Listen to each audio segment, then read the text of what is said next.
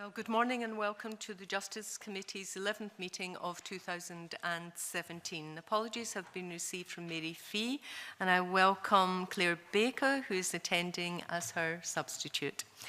Agenda item number 1, decision on taking business in private. Is the committee content to take item 4, which is consideration of the key issues emerging from the evidence received on the Limitation Childhood Abuse Scotland Bill at stage 1 in private? Agreed. Thank you. And agenda item, and are we agreed to consider the draft Stage 1 reports on the Limitation Childhood Abuse Scotland Bill and the Railway Policing Scotland Bill in private at future meetings? Agreed. Thank you for that. Agenda item number 2 is our third evidence session on the Railway Policing Scotland Bill, and I refer members to paper 1, which is a note by the clerk, and paper 2, which is a spice paper, and to the written submissions provided by some of the witnesses. And I thank TransPennine and Cross Country for their submissions. I welcome to the panel Andrew Cooper, Managing Director of Cross Country, Neil Curtis, Head of Compliance, Direct Rail Services Limited, David Lister, Safety, Sustainability and Assurance Director, ScotRail Alliance, Graham Meiklejohn, Regional Development Manager, TransPennine Express, and Darren Horley, Commercial and Operations Strategy Manager, Virgin Trains. Thank you, gentlemen. I hope you didn't have any difficulty getting here this morning in adverse weather conditions. We'll go straight to questions. Can I have questions from members? Stuart Stevenson. Thank you very much, Convener. It's by nature of things a relatively general and open question, but I think will lead to other things. Would it be correct to say that the rail operating companies that you represent's primary interest in relation to the future of policing on our railway network is twofold? First of all, that it is an effective service that meets the needs of security in the network, and secondly, that it needs to be delivered at a price that's appropriate, given that it's a commercial relationship you have with the policing. And just, do you have concerns on either of these issues at the outset? And I'm sure that will enable other members to take this elsewhere. Kind of right to left, I suspect, would be good enough, unless you have another view. Good morning. Thanks for the opportunity to attend this morning. I think it's quite right to say that it's a commercial relationship, so the price matters. We're running a business, and we have very clear relationships with the police service at the moment. And it also needs to be, as you say, effective, because particularly in the case of handling the railway when it doesn't work effectively, whatever the cause of disruption, and sometimes we have to call on the services of the police, it's a priority for customers, and that comes through very loud and clear in all the National Passenger Survey tracking research that's done every year, that handling delays and problems in operating the railway are an absolute priority for our customers. In regards to commercial aspect, it is an important aspect to ensure that we're receiving value for money and the services that those give as well. Being a freight operating company, we have a requirement to work throughout the whole country, not just through franchises, station to station. So we have a different kind of requirement of BTP. Not only in regards to services that provide on general day-to-day services, but also when things, as Andrew said earlier, start to go wrong. Highly important to our organisation to ensure that we have that support as and when it's required, and to fully understand our business needs as well, which in some instances is quite technical. We may come back to this. Can I just ask, do DRS operate services out with the GB network across the Channel and elsewhere in Europe? No. Although other freight operators certainly do. No, we're UK bound. Right, well in that case I won't ask the supplementary. Well, thank you for the opportunity to give evidence here today. I'm representing both the ScotRail Alliance, so both Network Rail in Scotland and Abellio ScotRail. And for both halves of the alliance, just as you say, overridingly the safety and security on the railway and making sure that we minimise any impact to disruption on the railway as a result of any crime or disorder is paramount to us in terms of the policing of the railways. And equally, the commercial side of that is important, again, for both halves of the alliance, as it is a commercial arrangement. Thank you, Raj. Good morning. We fully agree with the comments that have been made, both in terms of the importance of the services provided and the significant reassurance that gives to passengers on the network, and the support operationally when things do go wrong to recover and to have trains running back as they should do going forward. I think it's imperative to say that the BTP across the network that we operate are our integral partner to the delivery of our operations, and they're seen to be connected and with all operators in a seamless delivery of service to the travelling public. And as a cross-border operator who's based predominantly in the north of England and also connecting to Lockerbie, Glasgow and Edinburgh, we see a lot of officers that we work with in the BTP today who have begun their careers over in Cowcaddens and Glasgow, but they've ended up in Manchester and they've ultimately transferred back up to north of the border. So the definite career progression that they've enjoyed so far, and it's that skill set and that knowledge of the network across the north and into Scotland, which we obviously benefit from on a day-to-day service delivery viewpoint. Good morning, Dan from Virgin Trains. As you can appreciate, our network runs from London right through to Scotland, so we enjoy the BTP right from one end of the country to Scotland itself. It is a commercial relationship, and it is actually a partnering relationship rather than a partnership. So we want to see that continuity stay throughout our operations. First and foremost, it's a safe railway, and that's the role that the BTP play. We want to see that continuity yet again.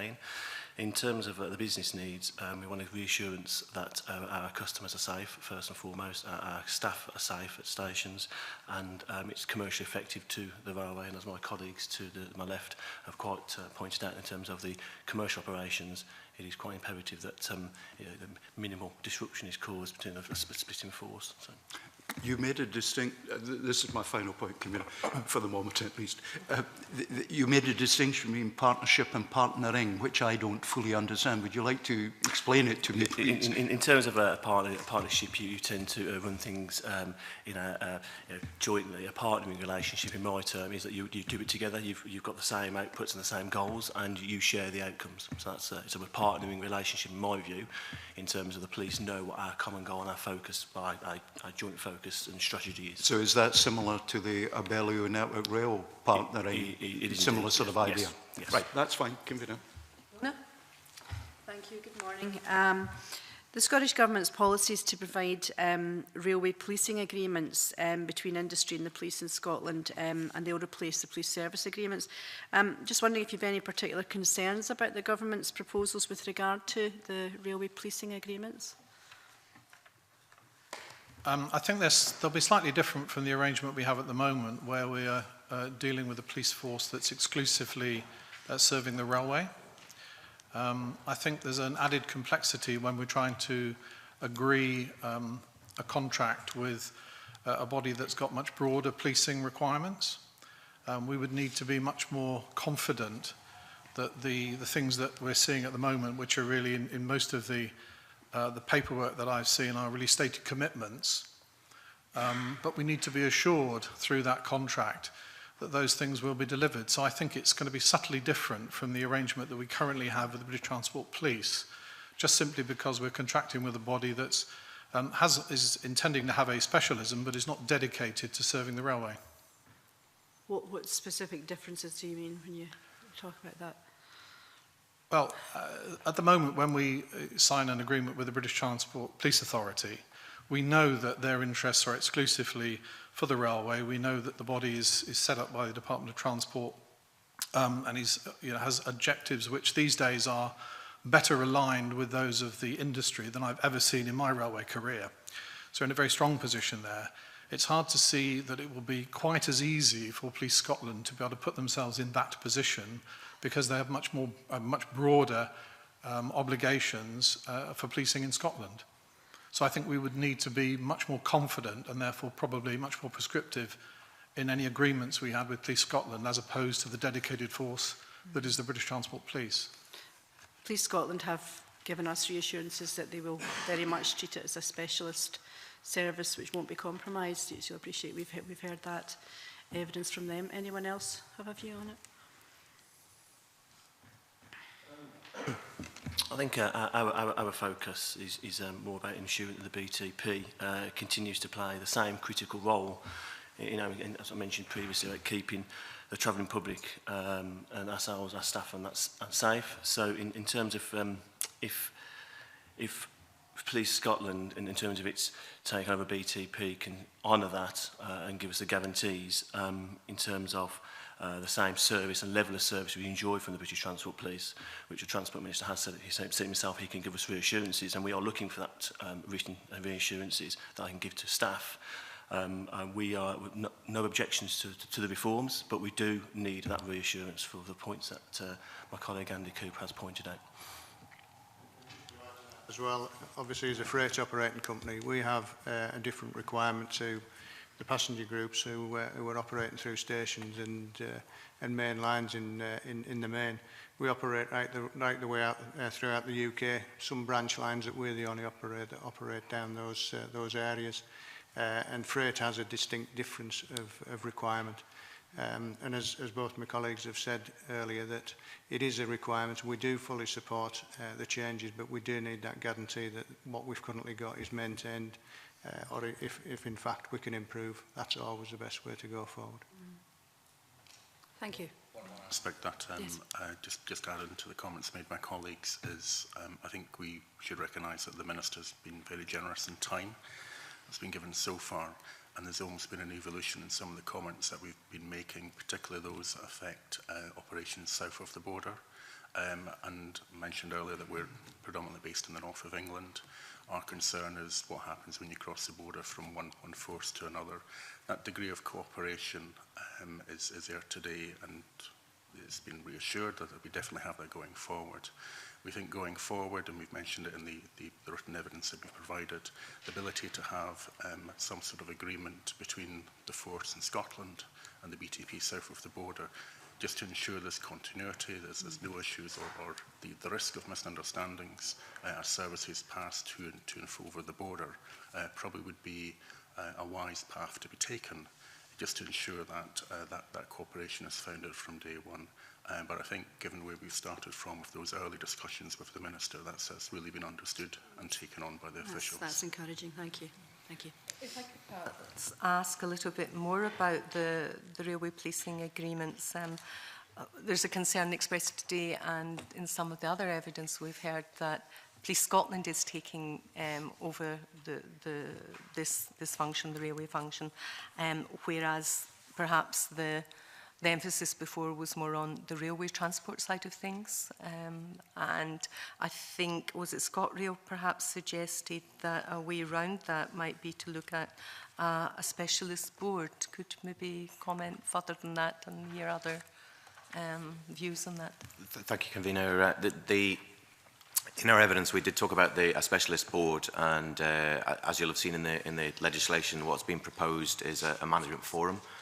So not quite a board, but moving along that direction. So it's encouraging that some of the requests that we've been making have made their way through to the legislation.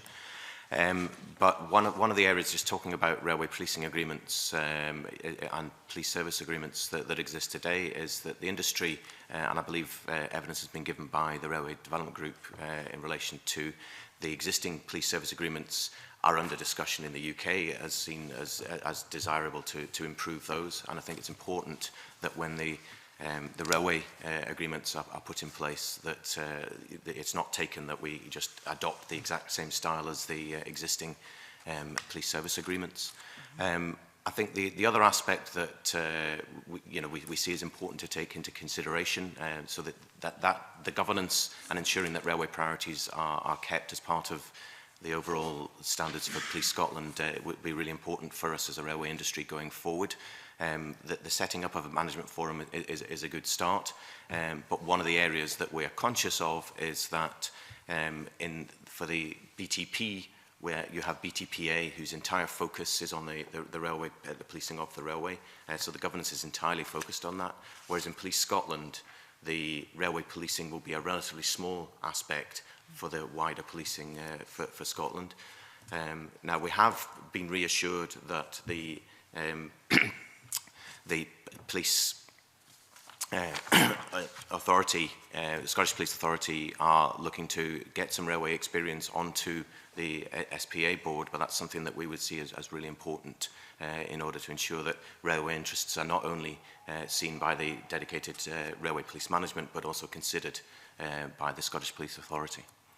I suppose taking that a little bit further then, the reason why we're led to believe this is really important is understanding the railway and understanding the problems that can arise there is germane to the policing of it, to minimising disruptions. Could you perhaps elaborate on that side of things a little bit? Because that's certainly becoming true. Be interested to hear your views. Certainly, thank you, Convener. It's really important for the industry, as we've said, to ensure that there is minimal disruption, that our staff remain confident, that the travelling public remain confident with the services provided. And the British Transport Police specialism enables them to have the appropriate balance, and they do it very effectively, to ensure that they balance the needs of investigating crime, managing incidents, and also looking to the needs that the travelling public have to be travelling, and therefore getting the network back into operation as quickly as possible, and be that responding to a bomb threat incident and making the appropriate threat assessment so that they can balance the risks there, or be that dealing with a fatality, etc. They're able to do that very effectively.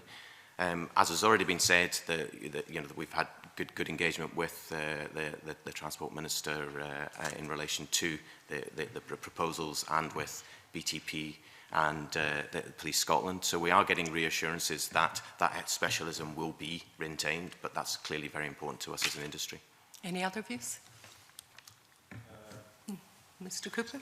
Yeah, I mean, in para 9 in my evidence to you, I made the comment, whilst the BTP naturally has a thorough understanding of its duties and obligations to police independently, it balances that with its role as a service funded directly by the industry. So the approach that officers take when they're dealing with issues on the railway, which, as my colleague has said, are very often based on experience, knowledge, lots of empirical data that enable them to make a risk assessment of the situation that faces them.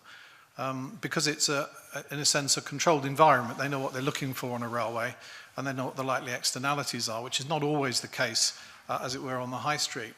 And therefore, BTP officers are able to take a decision which is in the best interest of the railway and the passengers who are travelling, and the wider implications of the decisions they take. Because obviously we're running a network across the whole of the country, which is not, in our experience when we deal with Home Department forces back in England, it's not always the case.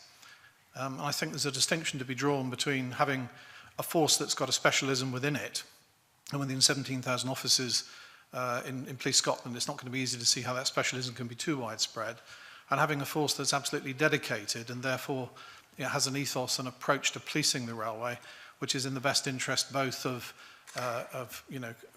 ensuring the safety of passengers and the public, but also making sure that there aren't any unintended consequences from their actions. Okay. Mr. Hurley? Yeah, just to echo what my colleague Andy Cooper says, it's first and foremost it's a force that's funded by the industry through the fare paying passenger, and the BTP have a specialism in terms of managing the incidents on the rail network that are very, very different to the high street. And in my experience, a recent incident at the Lockerbie area where the civil police attended a suicide, and I appreciate there were some complicated matters, but the way our staff, my driver was treated in terms of taken off site and questioned as if he was he's a victim in this, was a lot different to how the BTP would handle a incident. So there's a lot of nervousness around our staff, how they're going to be treated in such instances. So that is critical for us as a business, and giving that reassurance to staff and the passengers. Okay, any other comments from anyone else? Mr. Curtis? I think it also, just to add to the comments, and we've mentioned about cross-border transfers, both north and south. A couple of concerns really is the BTP is a specialist force within the rail industry. The terminology within the rail industry can be quite complicated. I started in the rail industry in '98 and thought it was something new and bright, and I'm still learning terminology now. And one thing I would be concerned about, and we've been given some assurances or reassurances that it will be looked at, is in regards to the education of Police Scotland officers who may be asked to attend a situation such as Darren talks about earlier. But what concerns me is the misunderstanding of terminology, misunderstanding of the rail industry in its entirety, because it is complex in some ways. And they may come across some things that they'll never ever see on normal highways or within public areas in general policing forms. So it has to be fully understood. It isn't just a simple policing the railways is one thing, policing the highways is another thing. The complexity of railways is quite something to understand. Can you give any example of the terminology that might cause a problem? If not, you can come back and provide us with that information. Well, just track terminology. I think there's certain things you'll be talking about, the 4-foot and different terminology that people work on the railways will just give out as normal discussion points. And those kind of things can lead to a misunderstanding or put officers at risk as well. That's the, one thing, there's an incident occurs, but what we don't want to do is escalate it any higher than what it already is, and putting people out onto the railways where some instances 125-mile-an-hour lines with big trains that don't stop very quickly at all. I mean, you're looking at a mile or so for some of the bigger trains to stop. It is a very dangerous environment. Okay, thank you. Mr. Farley, Harley, sorry. So just to give one example, actually quite local to me in terms of places on the railways, a place called Witchner in just north of West Midlands. The actual junction of the railway is in Witchner, but the village Witchner is 50 miles away, near enough. It's quite a distance away. So in terms of terminology, it is quite a complex system to get your head around. So that may lead on to questions later at the control centre, because that's some of the areas of concerns that we have. Okay, thank you for that. Supplementary, John Finney, and then Douglas Loss and Liam. Good morning, panel, and thanks for your evidence. It's to pick up, if I may, convener, on the railway policing arrangements and a comment made by Mr Curtis, and that was the potential for the arrangements to be improved as a result of this change. And indeed, Mr Cooper talked about the extent to which the specialism was widespread. This is a question particularly for Mr Lister and Mr Curtis, whose area, as a representative of the Highlands and Islands, and I wouldn't ordinarily have put this on the record, but the Chief Constable of BTP did last week, there are 5 officers cover that area, 5 BTP officers. I've been trying to do my sums, but 300-400 miles of track. Now within that area there are several hundred Police Scotland officers, dozens of detectives, dogs and all the rest. The potential does exist to enhance the policing arrangements, the reality being in many instances that it won't be a BTP officer who attends an incident. Would you agree with that? It does happen. I think all mutual aid occurs within the policing authorities within the UK anyway. It's a requirement under the Policing Act. But we know that if we have an incident in certain locations, there's a good chance that a Police Scotland person will turn up. An officer will turn up and deal with the incident. And that does occur, yes. And I would concur with that also. It's something that happens today, and as the forces become integrated, that integration could assist that particular element of the response. Okay, thank you very much. Mr Harley. I concur with those statements, and let's not be mistaken. This is an opportunity, for more coverage. but we've just gone through some questions and answers in terms of the expertise that these officers will have when they step foot onto a railway environment. That's what's most critical. So from a Virgin Trains point of view, you know, it is an opportunity. Let's get it right, but it's about the right expertise and the right training these guys will have. Clear. Is it a supplementary to something that's been raised, or can I add you to the list? Oh, no, that will be later. I'll put you on the list. Douglas and then Liam. Thank you, Convener. Can I first of all ask Mr Cooper, you say in your evidence that you held discussions with the Police Division of Scottish Government back in 2013. Were there moves by the Scottish Government to change BTP in Scotland at that time, and what were the plans? I think it was that this was a proposition, and they wrote and asked, they approached us and asked for our views, which we were very happy to give. I think they were consulting more widely than that at the time, informally, not consulting in the way that's happened more recently. We were asked for a view and we gave it from Scottish Government. And you say in your evidence you sent back a very comprehensive response in, I think, October 2013. Would it be fair to say at that time you were not convinced of merging BTP D Division within Police Scotland or within a single force, which had only just started earlier on that year? And certainly, I think my point is, did you warn the government against that move? Yeah, the views I expressed at the time when approached were expressing the view that it seemed like quite a brave step to take, because I don't think it was policy at the time, it was being considered. The issues have been explained by a number of the people who submitted evidence here, the operational concerns and other issues that surrounded it. It seemed to us that, that there wasn't a particularly strong case for making a change at the time, and certainly the three benefits that are put forward here as a reason for the policy decision that's been taken weren't something that was being discussed at the time. I think that's useful to get for the record, because obviously we hear a lot in this committee and during this debate that it's because the Smith Commission devolved powers to allow the Scottish Government to do this. This is why we're now looking to integrate BTP within Police Scotland, but it seems there was a move afoot towards that earlier. Could I perhaps ask you another specific question on your evidence, but I'd appreciate comments from other members. You say at paragraph 15 that as an operator it feels right to be concerned that the transfer of part of the BTP to Police Scotland in a period when the force has its own significant challenges to meet presents new risk to railway policing.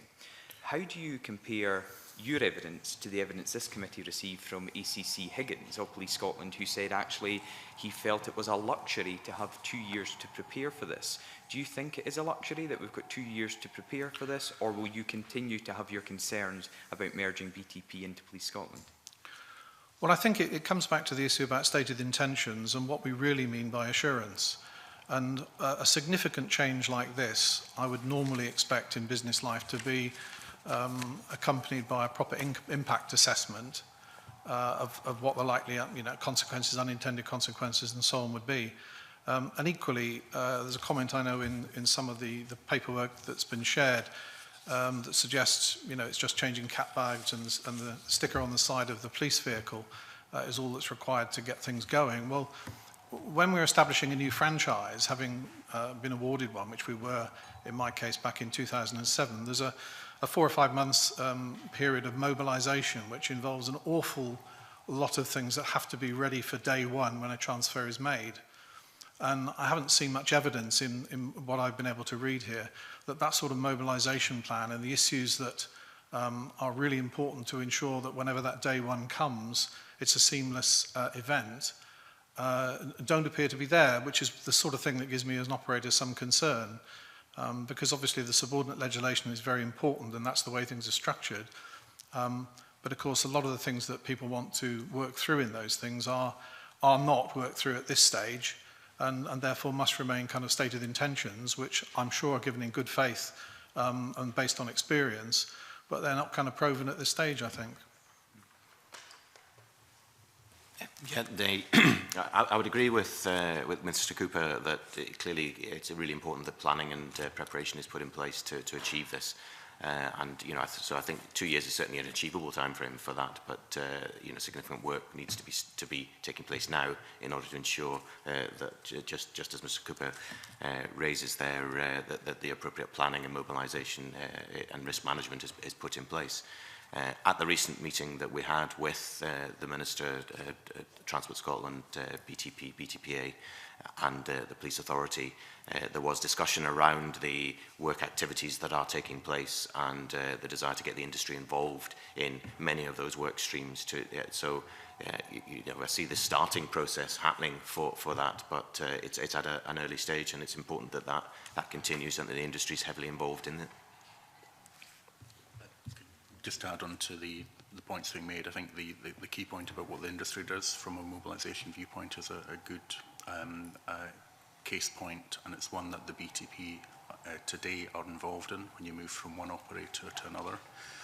And some of the changes in the relationship that the incoming franchise might have in terms of what goes forward today for Transpennine Express. We have a far closer relationship since April last year than we had before that, given how we're working with them.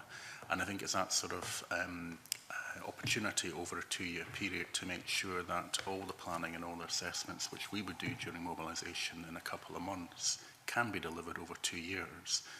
But the ultimate imperative test is that when you move to day one, when change happens, as we are remitted to do, the customer, the passenger, sees no difference. Everything continues as normal, ultimately, hopefully enhancement, but there's no impact on day-to-day operations and day-to-day security of the railway. Just in regards to the mention of you've got 2 years to deal with this, that just breaks down to 104 weeks of work. And having worked in projects and various other things, that's not a long piece of time to make sure that you've got a plan in place. As Andrew has mentioned earlier about looking and planning ahead of time, looking, as we've mentioned in a couple of the workshops, if we're operators, we need to do a management of change process, which is looking and reviewing and identifying risks within the process. Looking at dispositions between roles within BTP going into Police Scotland, key kind of actions that need to be considered and understood fully to ensure that one little bit doesn't suddenly get missed, which is actually a key kind of operation or practice that's done by one officer or a couple of officers that then suddenly gets missed as not being important. Failure at that point could be quite dramatic, and we all know how that can affect businesses across the country, etc., if one item suddenly fails. So I would encourage just a reminder, 2 years is not a long piece of time in anybody's business. It changes very quickly, and I would encourage anybody that's involved in looking and reviewing this is ensure that they've looked at the risks associated with the transfer, looked at the dispositions between BTP and Police Scotland, and ensuring that it's fully charted and fully recorded. We're willing to be involved in that process, and we've offered our services in that to review and ensure that a suitable process is taken forward in regards to this bill. So hopefully that gives a bit of an insight. Mr. Lister, I wonder if I could come on to your evidence and just to get it on the record what you put in your written submission about a fatality in Carluke Station. I think it's useful, given some of the discussions we've had about BTP officers maybe not being first on scene or working alongside Police Scotland. You say in your evidence that a fatality was deemed a suicide by BTP officers in 73 minutes and therefore the railway could be reopened, but the conventional Police Scotland force wished to continue investigations and that meant it was closed for a further 107 minutes. Could you maybe give us more detail in that example? Well, you're correct. That is a detail in relation to that incident, and in essence, because the initial response was from Police Scotland, and a different approach was taken in relation to the investigation of the incident itself.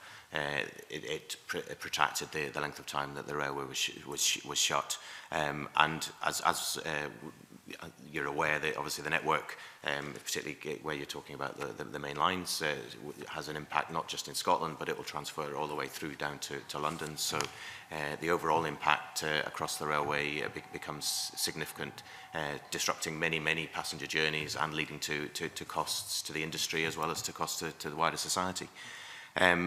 However, one area I can say is that in discussions that we have had with Police Scotland and BTP and Transport Scotland, one of the areas that Police Scotland have recognised is the specialism and the expertise that the Transport Police have in this area, and the fact that it's a best practice that potentially could transfer into the Police Scotland. So providing that is something that is taken forward and that is delivered, then that could be encouraging in terms of delivering that wider benefit, not necessarily just in the railway industry, but it's extremely important for us to ensure that the response is taking that balanced view.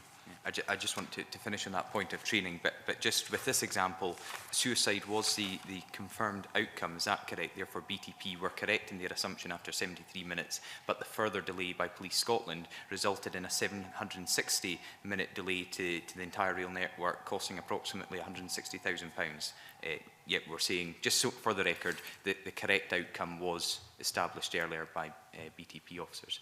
Finally, can I ask, first of all, to yourself about the governance and then the entire panel about training. In your evidence, and you mentioned it earlier about the SPA having a dedicated transport person within their board, would you have serious concerns if they are unable to recruit someone? Therefore, if they go, there's currently 2 vacancies and they're looking to fill that at the moment.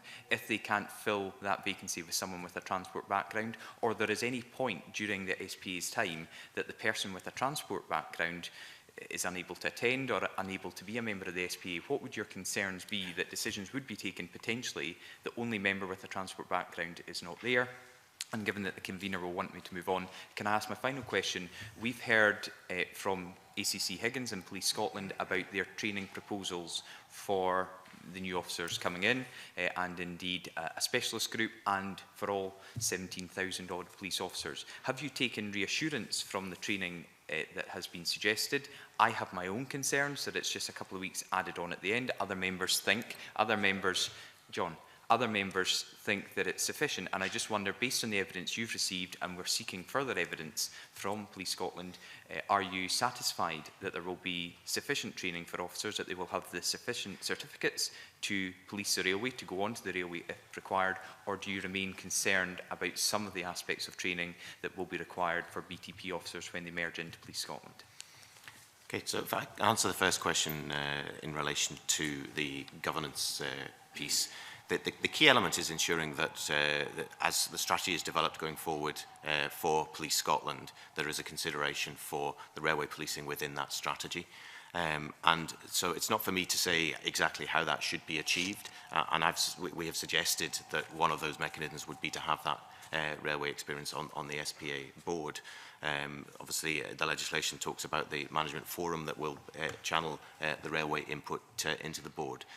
But the key element for us is to ensure that going forward, there is serious railway consideration in relation to the governance of Police Scotland, so that it's not just a minor consideration, it's something that features in the overall strategy for Police Scotland. Moving on to your second question around training, the only detail I've seen on the training so far was with the evidence that was given here, and as I say, I understand that is an additional 2 weeks to the training for all Police Scotland officers should the merger take place. And the existing training at the moment is I believe 3 weeks dedicated training that's provided to the BTP police officers, that gives them both the personal track safety requirements, as well as training in railway bylaws and dealing with fatality management, etc. So it does feel that that's something that could be a benefit in terms of enhancing the overall capability. The most critical thing from the railway perspective is, as was talked about earlier, is to ensure that those people who are accessing the railway are doing it following the appropriate procedures and understand the risks that are associated with. Important point would be, it's not just 2 to 3 weeks when they become a new constable, when they're learning everything about policing. It's that ongoing training, so you don't lose that specialist knowledge, the terminology. That is a significant risk that if we just tick a box to say, well, they've had this extra 3 weeks and then they never do anything with railway policing, maybe for 20 years, and then get called to an incident, they don't have any knowledge at all. Well, what we would be interested to see is the details in relation to what the proposal is, what the plan for retention of skills is the current arrangements, and it's industry-wide, is that there's a 2-year refreshment on that training, so that it's not something that you can not practice forever or not be retrained and still retain the competence. So we would want to understand what the proposal was going forward. I think just to add to David's point there is continual training needs to be part and parcel of the training programme. It can't be ignored. We as operators and staff who work on there are required to ensure we've got competent and suitable staff to carry out duties. Having 2-3 weeks, whatever it's going to be, of training is a good start, but it's a start. It's not a completion of work. It has to take into account, you know, how often are you going to be going and using that knowledge. You will get knowledge wane, it'll disappear and it'll fade away, and you've got to have that continuous training. We do also have probation periods as well for people going into, from initiating, from getting a PTS, getting other qualifications that will allow you to access the railways.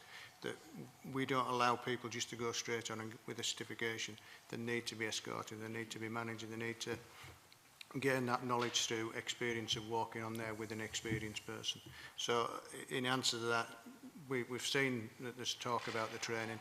It needs to be fully understood what that means.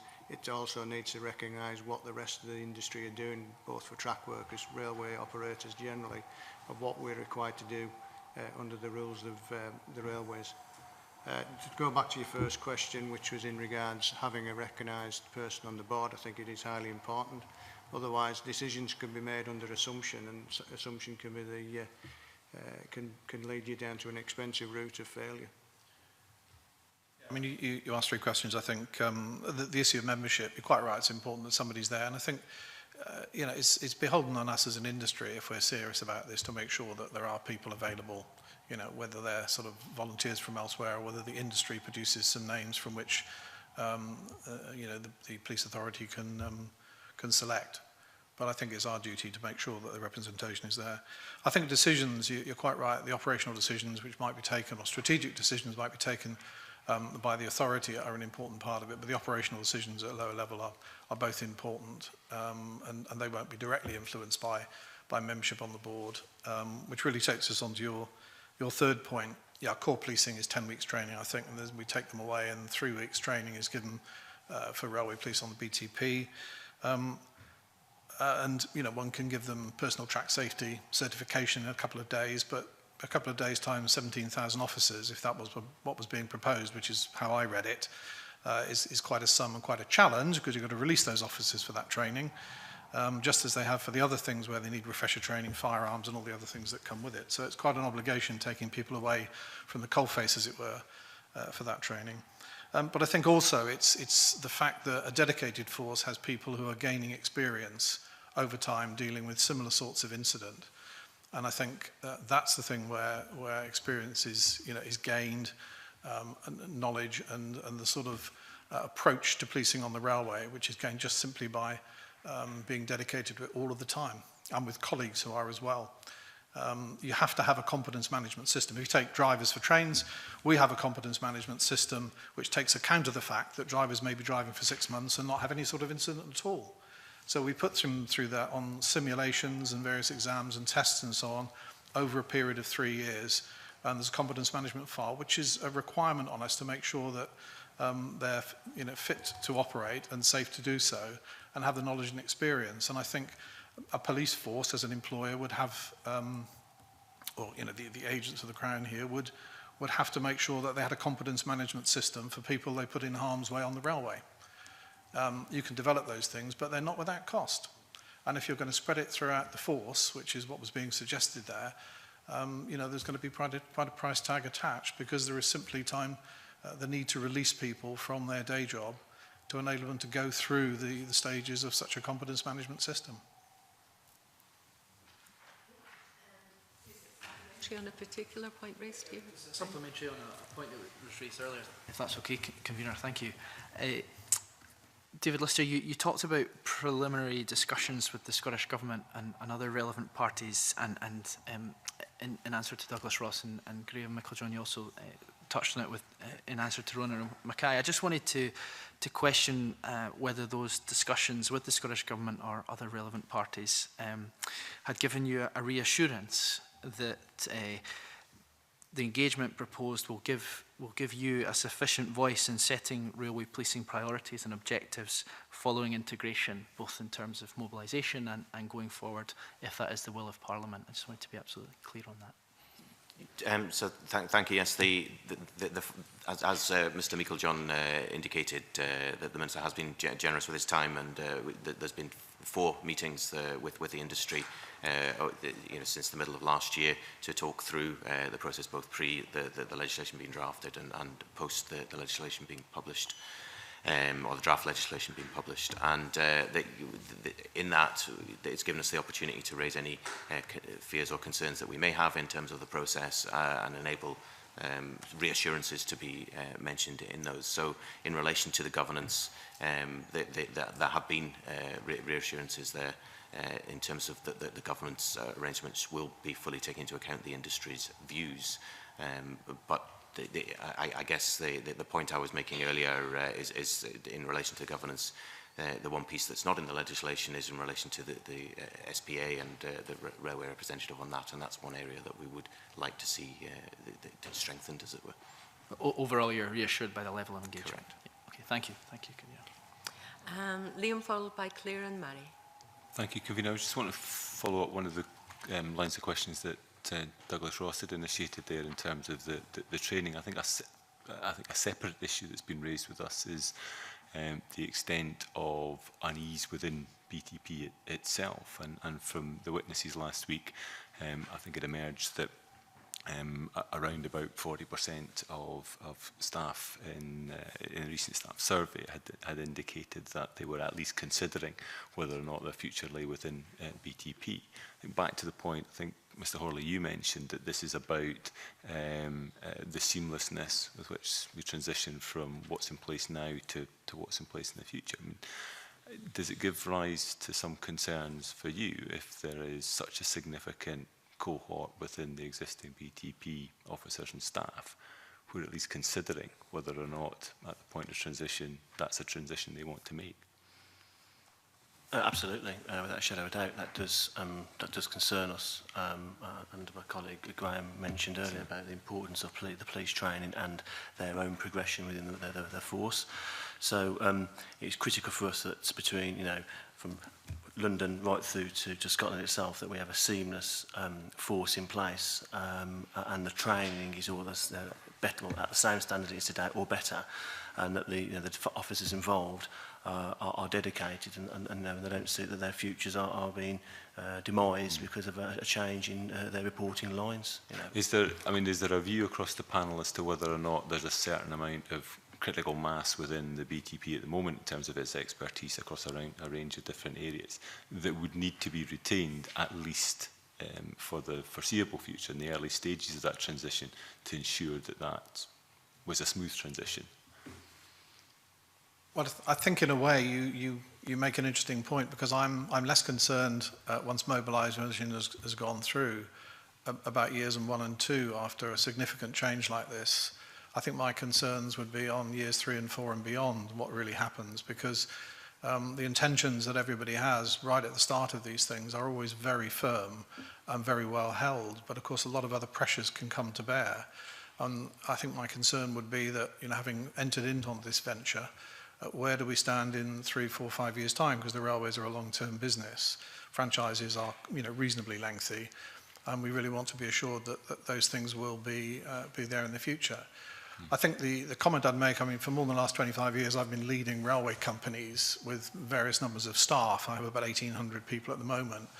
And when you're dealing with people who work largely as lone workers as part of a team, the issues around leadership and their belief and how they feel about work and whether they understand the plot, if I can put it that way, is of fundamental importance. And I think it will be interesting to see the report from Her Majesty's Inspector of Constabulary, both in England and Wales and in Scotland, to see what their review of British Transport Police is. And I believe that they will find that one of the strengths of BTP is leadership.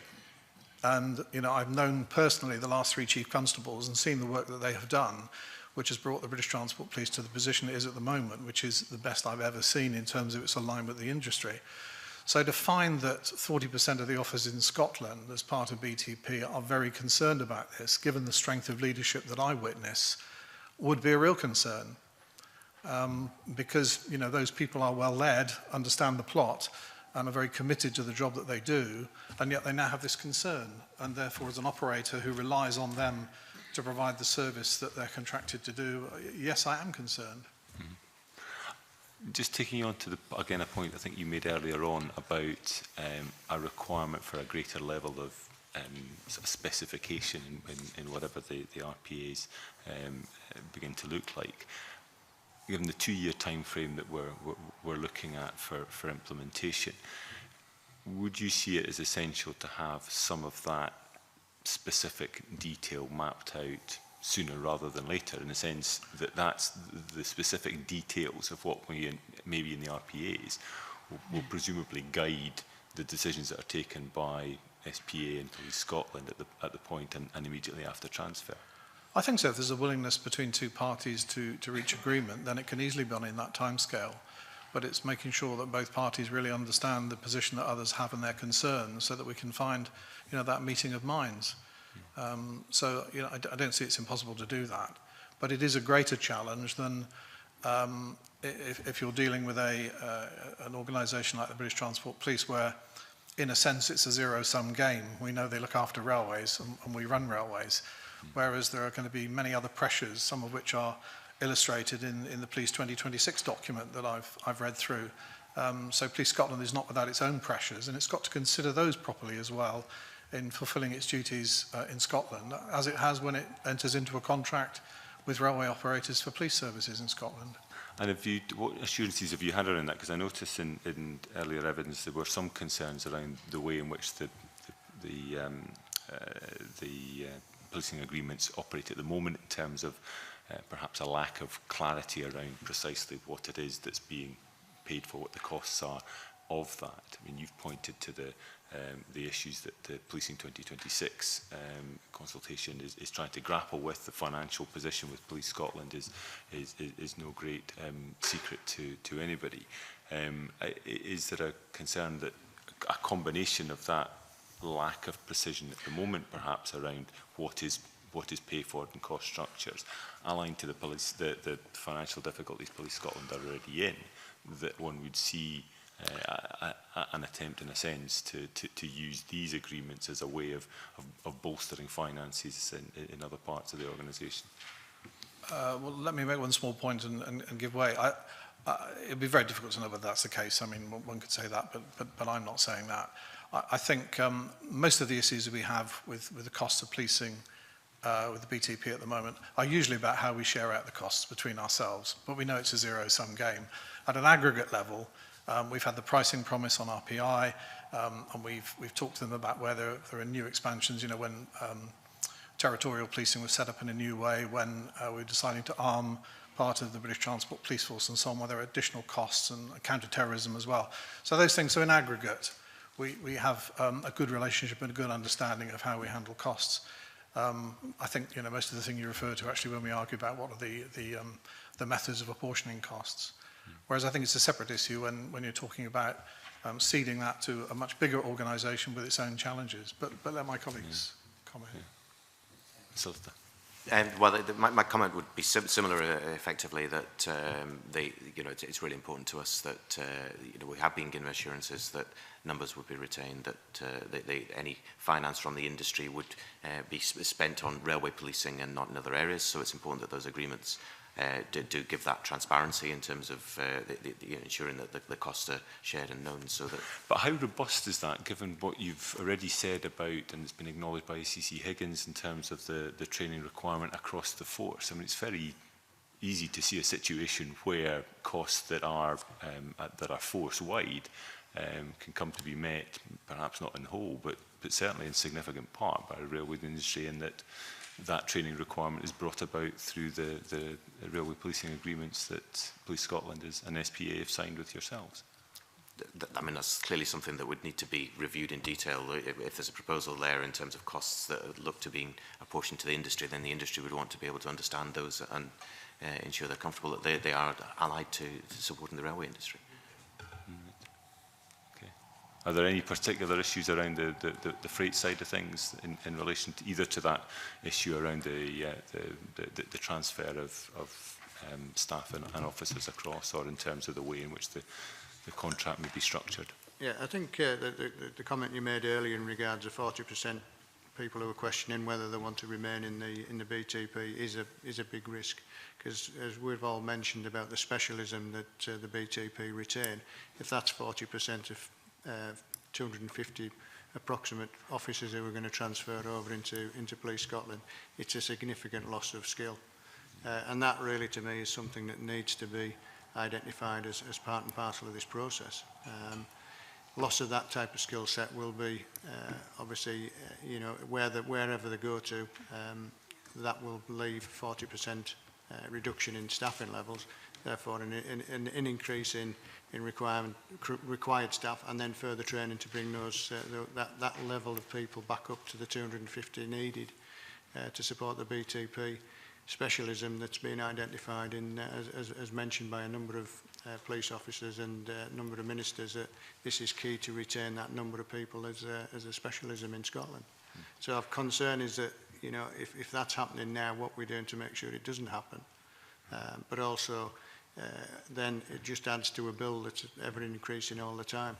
When we start talking about further training, it is another cost to something, and somebody has to pay for this at the end of the day. And we've got to, as an industry, got to look at this and say, well, the policing is there, and we pay a levy to buy into that police force. And currently, it seems to me as though it's not fully understood how much is it going to cost us at the end of the day. Just finally, I do get an impression from what you're saying. I mean, it's a fairly constructive attitude. I think you've taken to the discussions you've had. But essentially, you need to make this work, because have you got anywhere else to go? Last week we heard from witnesses about a Dutch model where they've gone down the route of bringing in private providers. Presumably that isn't something that you think is a realistic proposition in this instance, and therefore whatever happens through this legislation must be made to work. I think you're absolutely right. I mean, one shouldn't form the view that we're not very concerned about any transitional arrangements when this goes forward. You know, and I've had personal discussions with the Chief Constable where, you know, we're really concerned that we need to continue to police in accordance with the police service agreement we have at the moment. BTP has to satisfy that right up till, you know, 2359.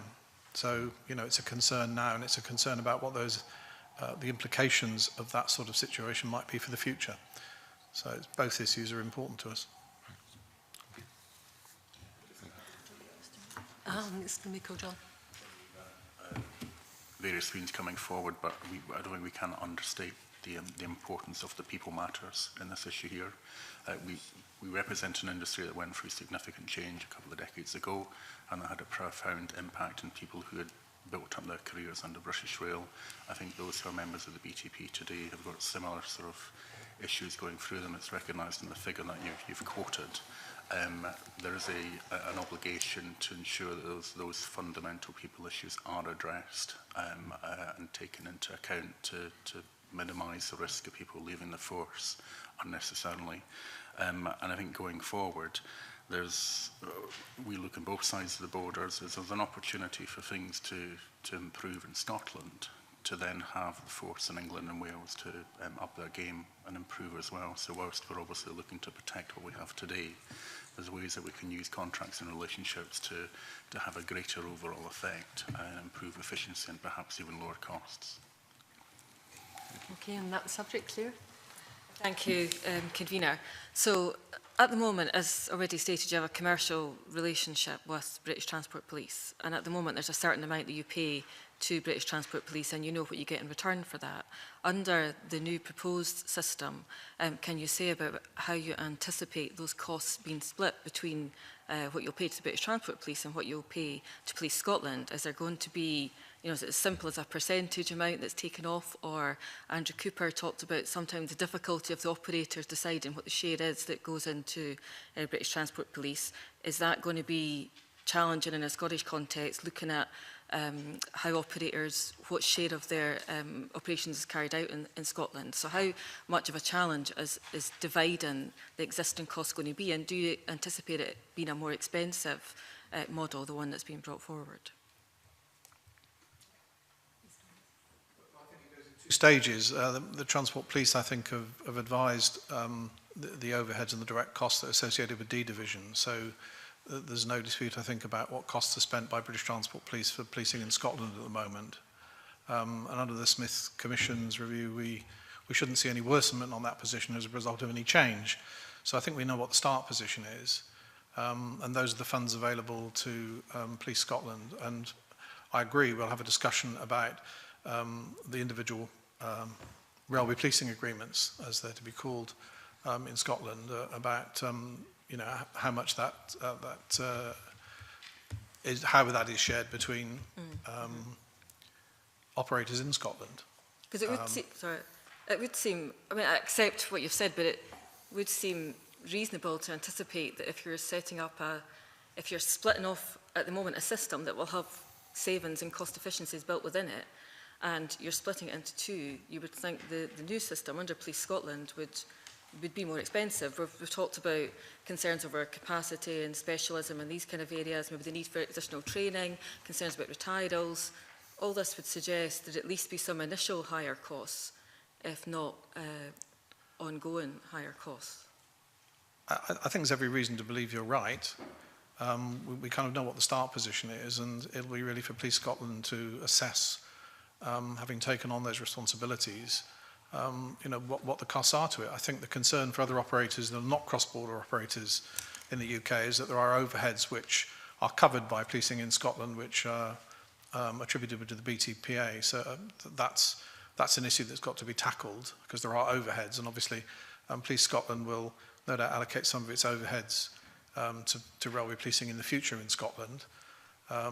But equally, we've got operators in England who are left with without cover from Scotland, as it were. So somebody's got to work out how that happens. I think I said in my note, there's the funding to achieve devolution, then there's the one-off cost of implementing it, and then there's the ongoing costs, and we need to make sure those transitional issues are picked up. It really is you know, an issue for discussion with Police Scotland as to whether they'll be able to, you know, meet the requirements that the industry places upon, you know, railway policing at the moment, generally, from the funds that come their way. I mean, there are statements made in some of the evidence I've read that they believe there'll be some economies of scale, but equally I read in some of the strategy documents that Police Scotland has already got its own challenges, so it's interesting to consider you know, how they will go to provide both an efficient and an effective service to the railway. It'll be undoubtedly be a challenge, as it always is. Does anyone else want to comment on the budgets or the anticipated costs of the new system? I think one thing, I agree, it's probably going to cost money. Like any change, it does reflect some benefits in the long term, but those benefits are quite a way out to actually see that benefit. But one thing I would like to see is some transparency during the costing models being developed to fully understand where the costing is going to and what it's going to be developed for. If there's additional costs coming in, we need to be clear in understanding why that's come in, and so we can see and reference it for the future.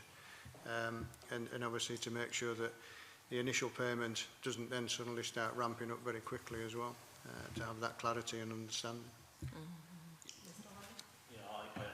Like my colleagues have said to my left, we expect transparency in the contract that we have with our franchise. The funding is the funding, and that's the funding that's available. So notwithstanding Scottish Police's own budgetary constraints, this is the proof will be in the pudding, I guess, is in the RPAs that are set up and the board that the railway or transport representative will sit on in terms of directing and allocating how funding is spent. Just picking up on a point that was made earlier about something quite simple on the railway, but you know, it takes 2 days of training with a personal track safety card. If as I read it, that each member of the officer is going to have a personal track safety card, it's going to be quite an expensive outlay. So it'd be very critical critical in terms of where our funding goes and what it's focused on. So I think the proof, as I say, will be in the pudding in terms of the board that will be set up and one of our transport members sitting on that and directing funding. Yeah, I'd like to say, I mean, again, obviously commercially, it is very important for the rail operators, and in essence, from a cost perspective, there's two areas that this could potentially impact us. One is any transitional project costs in making this happen, and the RDG made the industry position clear that you know, the industry isn't expecting to be picking up costs associated with the project that is delivering this change. And then there's the ongoing costs once the change has occurred.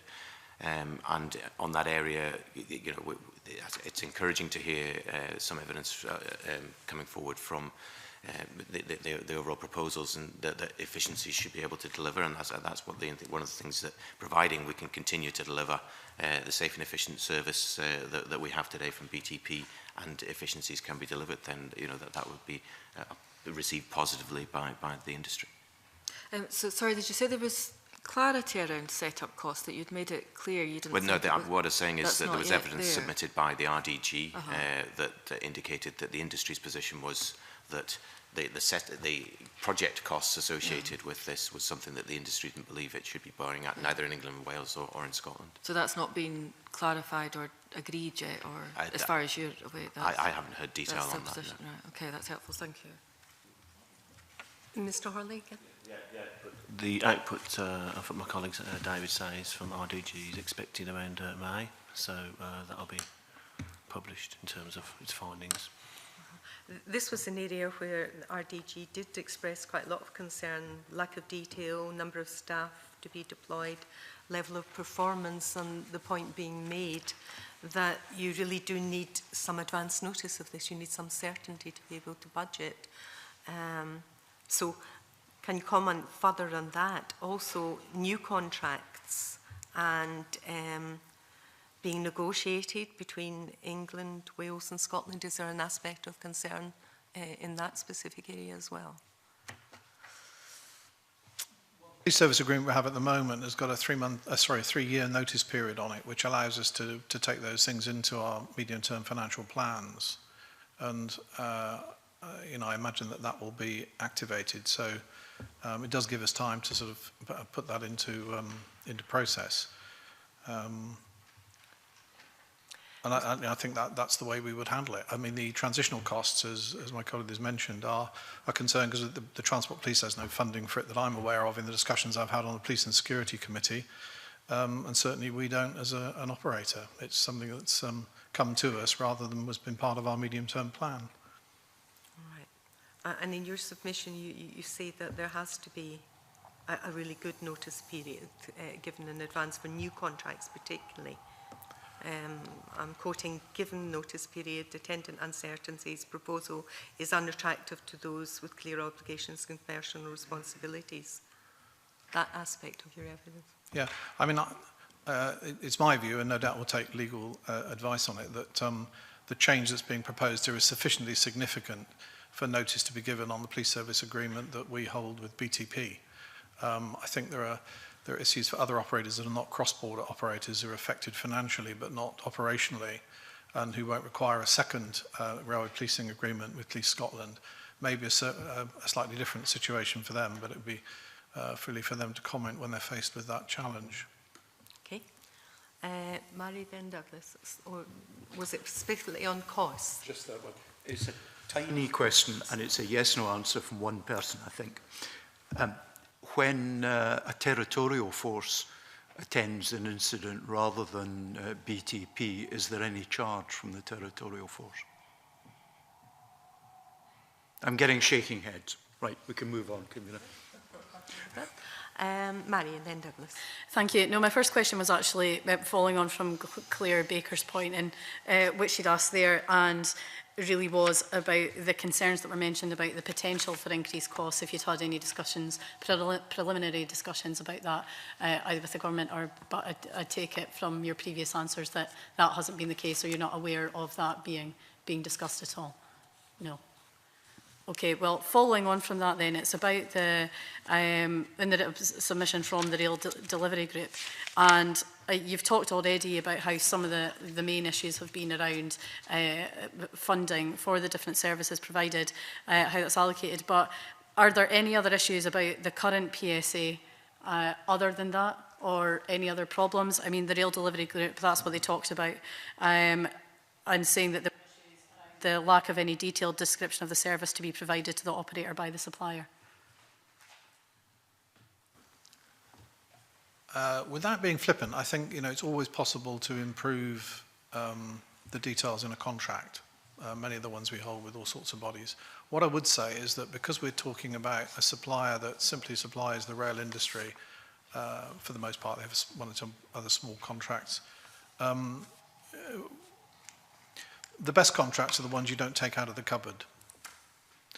And the relationship that we have and the alignment of objectives and the discussions we have at things like RDG's Policing and Security Committee, which involves BTP as well, are such that, if I had to refer to the contract, other than at budget time, when clearly everyone's under pressure, so we have a discussion about, and hence the pricing promise, which I think has eased some of that in recent years, where we've had a long-term commitment to keep within RPI, which the BTP has done, despite some pressures on them. It does make it easier to leave the contract in the cupboard. This is not some short-term relationship. It predates 2003 in terms of relationships, but the position we've had, I think, over the last 15 years has been really quite exceptional, and particularly under the Covenant leadership. We really are in an extremely strong position with an alignment of objectives that's stronger than I've ever seen in my railway career. So if I had really to get the contract out of the cupboard, I would really be quite concerned, because I really do think that the working relationship is so strong and the financial commitments are so strong and the operational links work so well. And you have to remember that my staff are really the eyes and ears in the extended police force. And they know that, because I've been telling them it for years. That they provide a lot of the intelligence which enables the police to work efficiently and effectively. So it's a very, very strong working relationship with a body that knows that its future depends on that relationship. So yes, you can always improve contracts and you can always pin people down, but the question is that really the relationship you want? And in the mature one, which I think is the one I've described, I'm less concerned than I am entering in with a new supplier who's got other pressures as well. Would anyone else like to comment on that? I think as any contract as well, as Andrew's alluded to, it's best left in the cupboard if you can operate that way. It's only when things start to go wrong do we then need to read certain things. The concern I would have as well is we will still need to maintain a contract with England and Wales, BTP, but what we need to ensure is the consistency of approach is still maintained regardless what country or what part of the UK we sit in, that we get a good value for money service that provides what we understand as a BTP service, that if we have a problem on the network, then it's dealt with in a professional manner, regardless of whether it's England, Wales or whether it's Scotland. And that's something that we need to be consistent with, because like insurance policies, I should say, you can tick every box you want, but there's always the little writing at the bottom said it excludes this. So we need to make sure that it doesn't exclude anything. I would echo, excuse me, the comments from Mr. Cooper and Mr. Curtis there, and I think the RDG note does capture the key elements in relation to the development needed in the current PSAs or railway policing agreements. And I would concur that you want to have a positive relationship so the contract is less of an issue there. One of the areas that we are looking to enhance and develop is ensure that if there are changes occurring, so either costs go up or costs go down, then there's getting together again to review what the impact of that and what changes could be made, so that there's no surprises that occur 12 months down the line, etc. So that's the key, one of the key elements for us. We've made comments in our submissions. I mean, the baseline would be that costs don't rise in Scotland and costs don't rise in England and Wales, but there has to be the process to be gone through. I think, as the other colleagues have said, I think it would be a failure of this process if we suddenly in Scotland had different parts of the industry referring to contracts to go forward. It should just work in practice.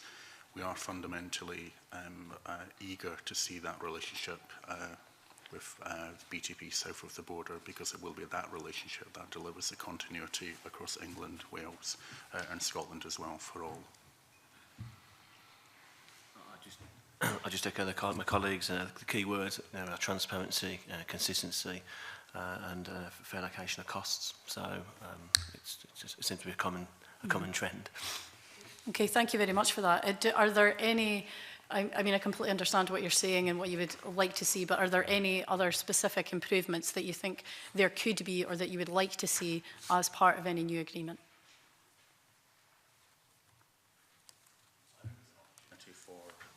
Improved efficiency. We did talk earlier on about targets and the way that things have worked. We're not for the moment looking at competition being introduced here, but to have standards and agreements in Scotland, and then to have comparative neighbouring standards in England and Wales. We're two operators, and Mr Curtis as well, operating over the west coast and the east coast in and out of Scotland. And there's the opportunity for standards across the entire network to be delivered, and operationally that's imperative for passengers in improving their overall experience of the railway, whether it's journeys in Scotland only or whether it's using either of the Anglo-Scottish routes to make rail a more attractive mode to use rather than private car, flight or any other choice. I said it earlier, you know, we look at it as an opportunity and cross-fertilisation in terms of best practice. You know, it's going to, if the merge does happen, let's get it right, involve us from the outset, which is the Minister has kind of done, spent quite a bit of time with us. But certainly it's an opportunity to get it right. If any of us have to get the contract out, you know, we've all failed, in all honesty. So. Okay, thank you. Okay, well, the first was a supplementary I wanted to get in earlier, because a number of you, when you were answering the question about training, stated that the cost and the time involved to put everyone through the PTSC process, and that has to be renewed, etc. What would your reaction be if Police Scotland said they're not going to do that?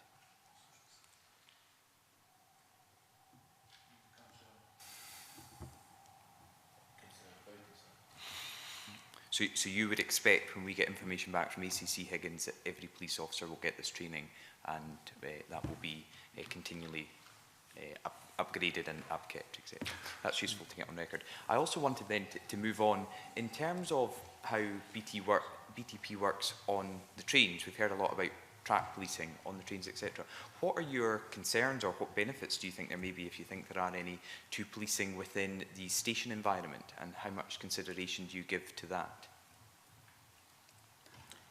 For example, there may be a difference. We now have, with a single BTP force across the United Kingdom, the use of tasers in Scotland, which are used by all BTP officers, whereas if you are to use a taser as a Police Scotland officer, you must be firearms trained.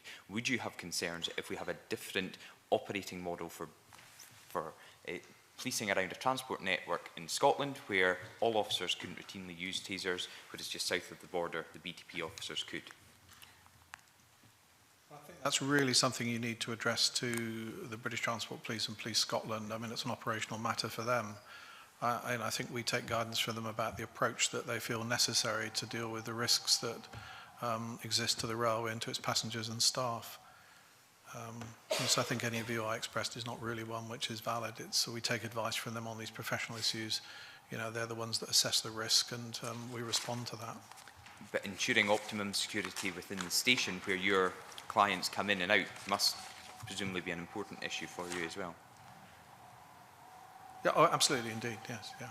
Yeah, but I mean, the role that BTP play is really important in providing reassurance to our staff and the travelling public, and you know, so it's critical for us that is maintained as it goes forward. As it says that, you know, we do want to ensure that they have the appropriate means to be dealing with the threats that they're faced with, but the police are the experts in determining what those appropriate means are.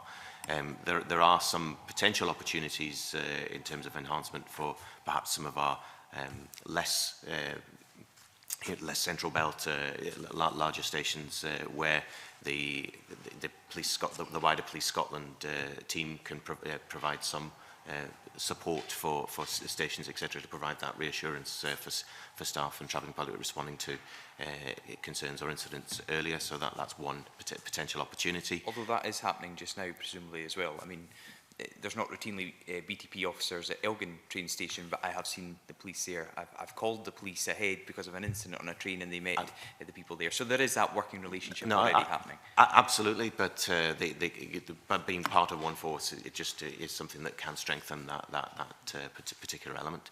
There is the risk that there could be abstraction of police officers from the police stations at the railway to respond to an incident, and so that's one area that we would want to make sure that there's monitoring to ensure that that's absolutely that the railway policing is there for railway policing and not routinely abstracted for other areas. So that's one area we'd want to ensure is monitored. In terms of our operation, we serve quite a large conurbations on our network: Manchester, Piccadilly, Edinburgh, Scotland, London, and I think a lot of it is the key word again: reassurance.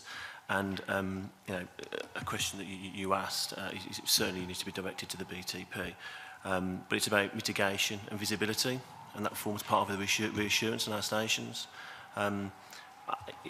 We take guidance off the BTP, the forces and the measures that they would like to use, but it all comes back down to the partnering relationship we've got in terms of reassurance to the passengers, to the staff, and the mitigation of events that happen on stations and trains as well. And sorry, finally, I was just going to ask about the control and command element, the concerns. They were raised by BTP, I think even BTPA, and particularly given some of the IT problems we have within Police Scotland at the moment and continuing problems. What are your overall thoughts at the moment about that element of any potential merger? It needs to be fully understood and agreed to, and systems that are going to be relied upon need to be robust and suitable to actually fulfil the need for command and control. Within the command and control setup, it's quite clear what, within people's emergency and business continuity plans, how that would work. Police are experts at that, they lead on that subject matter. We just need to ensure that when they need to invoke something, it is actually suitable and practical to actually achieve with the systems they've got and the number of police that they can draw upon to deal with any incident that needs the command and control structure to be in place at any given time and any given location in the UK. Sorry, just can I ask then, in response to that, at a time when Audit Scotland are raising significant concerns about the Field I6 project, when the Scottish Government have overseen a number of questionable IT processes across the board, whether it's Police Scotland, whether it's in the NHS, whether it's in CAP, agriculture sector, some of the SNP members don't like you saying this on the record, but there is a concern, and it's a palpable concern in communities, that there are issues about implementing ICT systems within Scotland. And is it a concern for you as operators, where you have a good working system, that you will be merged into a system that is currently not fit for purpose? Well, just the point about command and control is essential. I mean, a couple of times this morning, people have talked about the response currently of Police Scotland to a railway incident. That's not going to change in the future. At ground level across the United Kingdom, Home Department forces, Police Scotland respond to incidents, as indeed do the British Transport Police when they happen to be in the vicinity when there's an issue off of the railway. So, at a working level, actually there's not any change. It's the command and control structure. And we know this because if a Home Department force officer gets there and is not quite dealing with the issue in the way that we might intend, it's because there is a control from BTP with a sergeant or an inspector there to take control of the situation and provide advice and so on, which is something from a dedicated railway control. And at the moment the BTP has two, one that deals with London and the South East for obvious reasons, and the other one in Birmingham which deals with the rest of the country. As it happens, it's just across the road from my team, and whilst they're looking after vehicles and policemen and so on, we're looking after trains and passengers and so on. But it's a very close map. And when my staff call for assistance and it goes through to BTP, there's a single control room, they know what's going on, and they respond accordingly. If they need to call on the services of Home Department forces, they do that. That's very, very clear, and it gives confidence to people in the front line that they know how this arrangement works, and to our control team as well. We need to make sure that's replicated. IT and all the things that support that are very important indeed. All I can say is that things work okay as we are at the moment. There may be challenges elsewhere. I think my personal concern is, my understanding at the moment is that Police Scotland, despite the merger, have still got 4 control offices, which will come down to 3. And I just wonder what will happen when my staff are calling for assistance, how we will work out whether it's Glasgow, Edinburgh, Motherwell. Will somebody take the lead? Will they then pass the message on? It seems a little unclear at the moment. It might well be at this stage, because we haven't got into that level of detail. But if you stand back and look at it and say, well, there are 3 control offices for Scotland at the moment and 1 for the rest of our operations in England and Wales, one can see that it doesn't look as straightforward at the moment as it might do when things settle down. We also have 8 legacy forces that don't even speak to each other at the moment, and I think that was a point that was raised by some of the BTP officials that were here. Is there follow on to the jurisdictional matters, lack of explicit provision in the legislation which would provide clarity on where specific powers lay? Is that something, Mr. Hawley, did you want to add something to the line of questioning? I'll just want to go back to the control centre.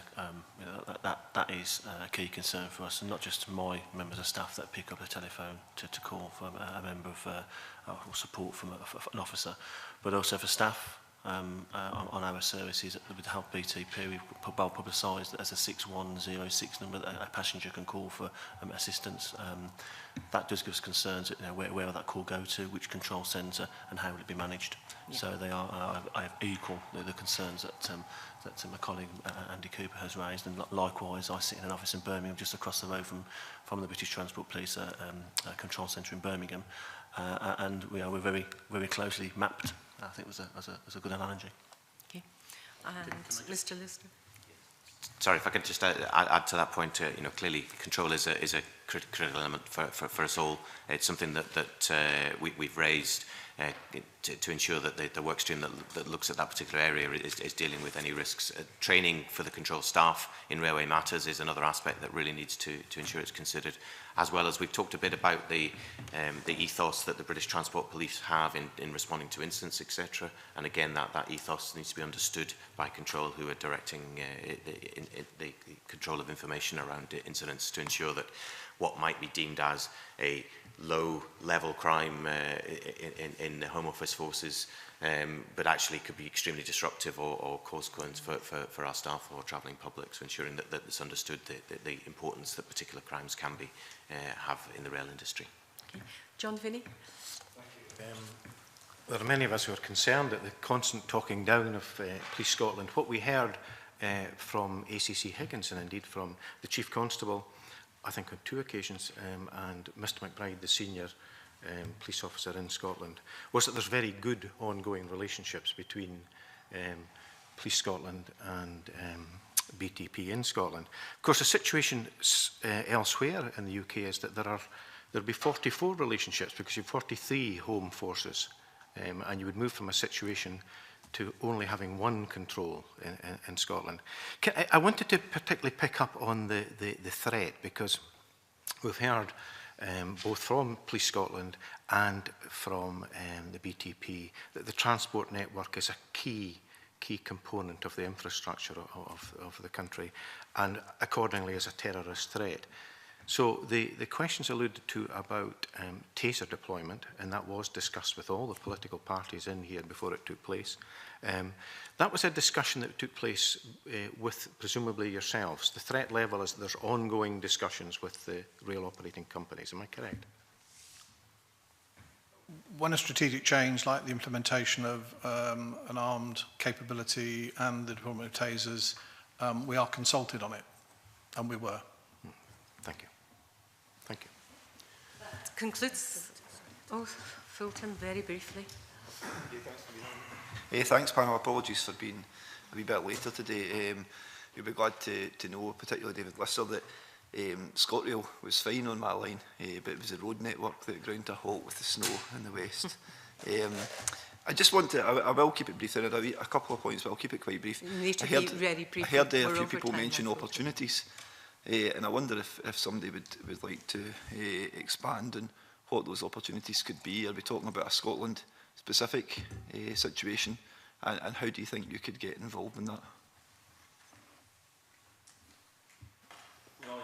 Refer to an opportunity. I mean, opportunity to build further relationships and cross-fertilisation of training, so best practice. So if what Mr. King is just telling me that that the forces, a BTP force or the Rail Division force, or whatever it looks like, is going to be further enhanced.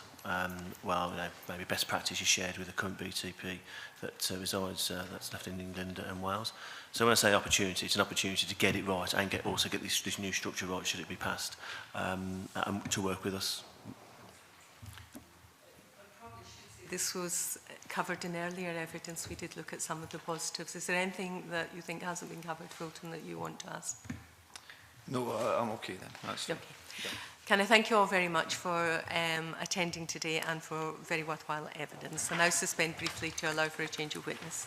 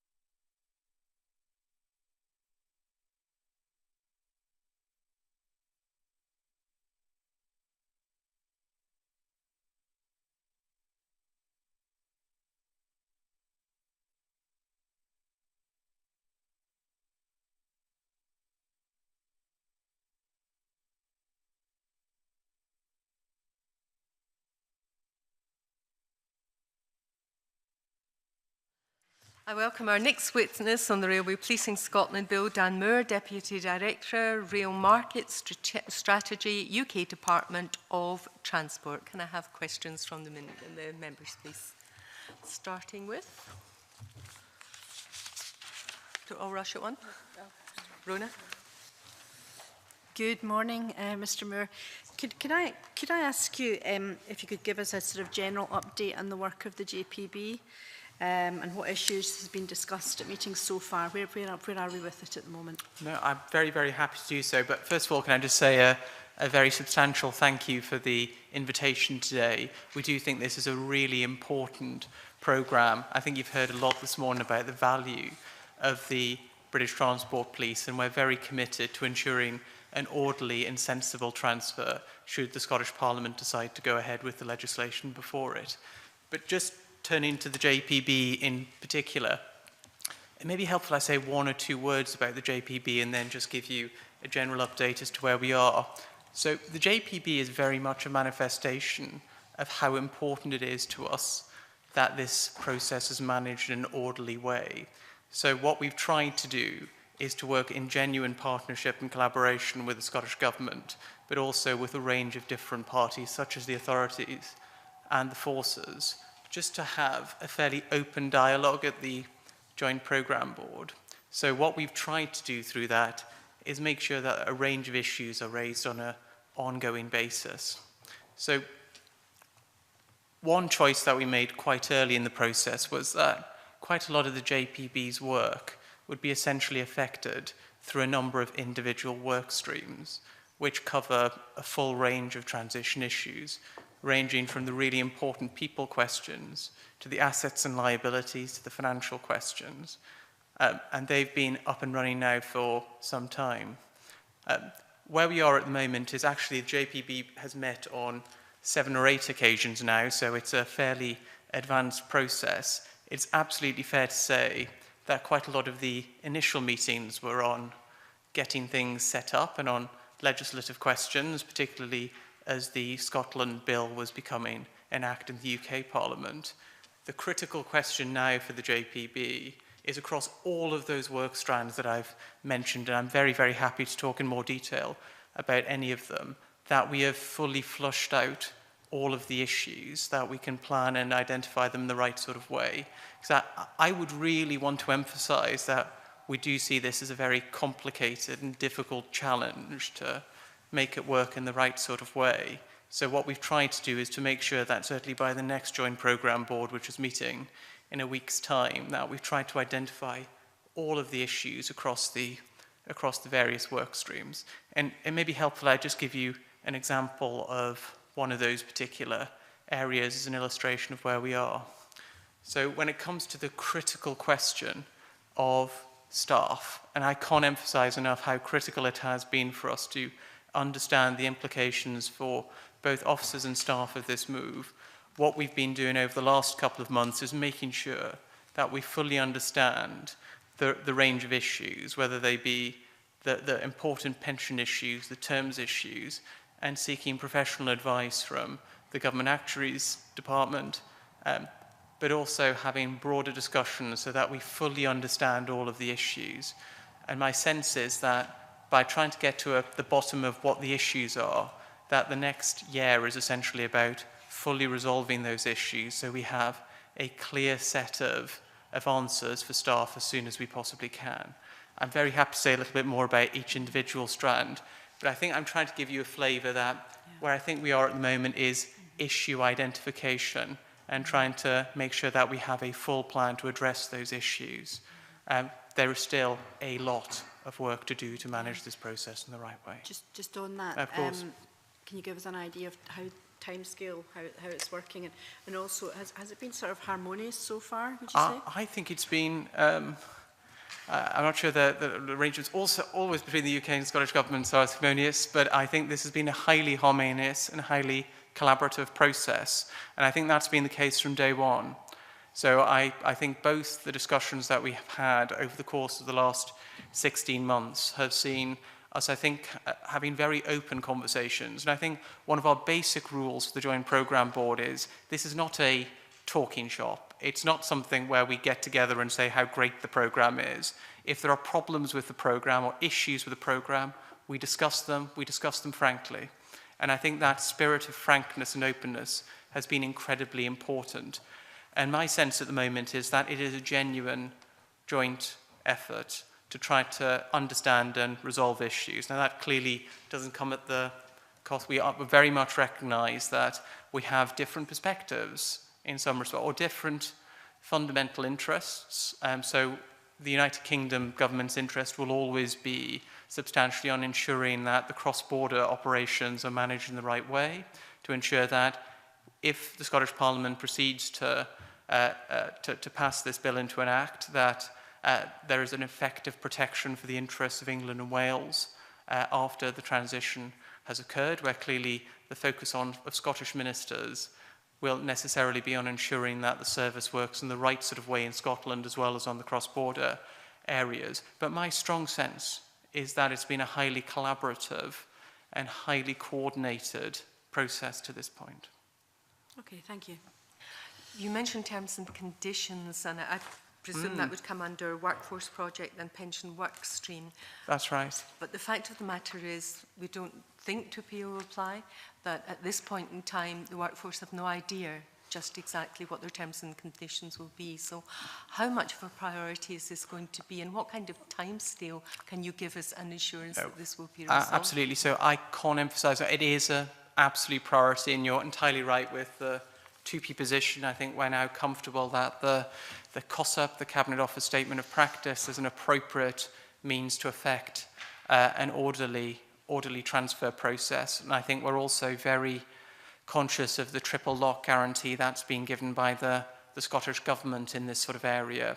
My strong sense on this one, Convener, is that a really important milestone for this project is the introduction of secondary legislation to the UK Parliament later in the year, whereby quite a number of the transitional questions will have to be properly resolved by that point. So my sense is that if we haven't been in a position to give a substantially greater level of assurance as we get into the late summer, then I think we are going to have some challenges. But I do think it's really important for me, and I would stress this, that it's incredibly important for the Scottish Government to be in the position to provide, as ultimately the likely employer if the Scottish Parliament passes this bill, to be able to provide that sort of reassurance as soon as practically possible. And we do think that the triple lock guarantee is a very good first step in that sort of area. So basically then, by the time we reach the end of our stage 1 process, which is likely to be early May, we still won't really have a definitive idea of exactly what the terms and conditions will be, and neither will the workforce. I think these are complex issues, to be sure, and I think it is absolutely the case that it will take us a bit of time to properly work through them in the right sort of way. My sense at the moment is that what we're trying to do, and particularly what the Scottish Government trying to do, is to give as much assurance as possible at this point, but I think there will still be issues that we need to work through over the summer period as well. Oliver Mundell. Thank you, Convener. I was interested, obviously my constituency is right on the border. I wondered how much the Joint Programme Board had focused on that section of railway, particularly on the West Coast main line between Carlisle and Lockerbie, and whether there had been any detailed discussions around how that section of the network would be managed. So there's been quite a lot of discussion in relation to cross-border questions more generally, so both on the East and West Coast main lines. And I think it's fair to say that one of the strongest interests of the UK government in this particular process, and which has been manifested in the discussions with the Joint Programme Board, is that there is a seamless and effective process of cross-border policing. So there is an individual work strand on this question set up as part of the Joint Programme Board. It's effectively an operational-based work strand which is led by Police Scotland and led by the British Transport Police, and it is trying to get to brass tacks on these questions of the cross-border arrangements. So they can be they can come up in a number of different ways. So it could be, what's the nature of the operational relationships that we need to see? What are the agreements that we need to see in place to ensure cross-border policing? But also, one of the important mechanisms for affecting devolution will be statutory instruments, which effectively set out some of the jurisdictional questions at a later point in the process. So we have been thinking very carefully about how those statutory instruments should be framed. But the guiding principle that we've been trying to work to is effective and seamless cross-border policing, and that is an ambition which I think the Scottish Government have also expressed on a number of occasions, and I think we're moving in the right direction there. And to give you reassurance, it is of substantial importance both to the Joint Programme Board but also to both ministers at the Scotland Office and the Department of Transport. Thank you. Ben?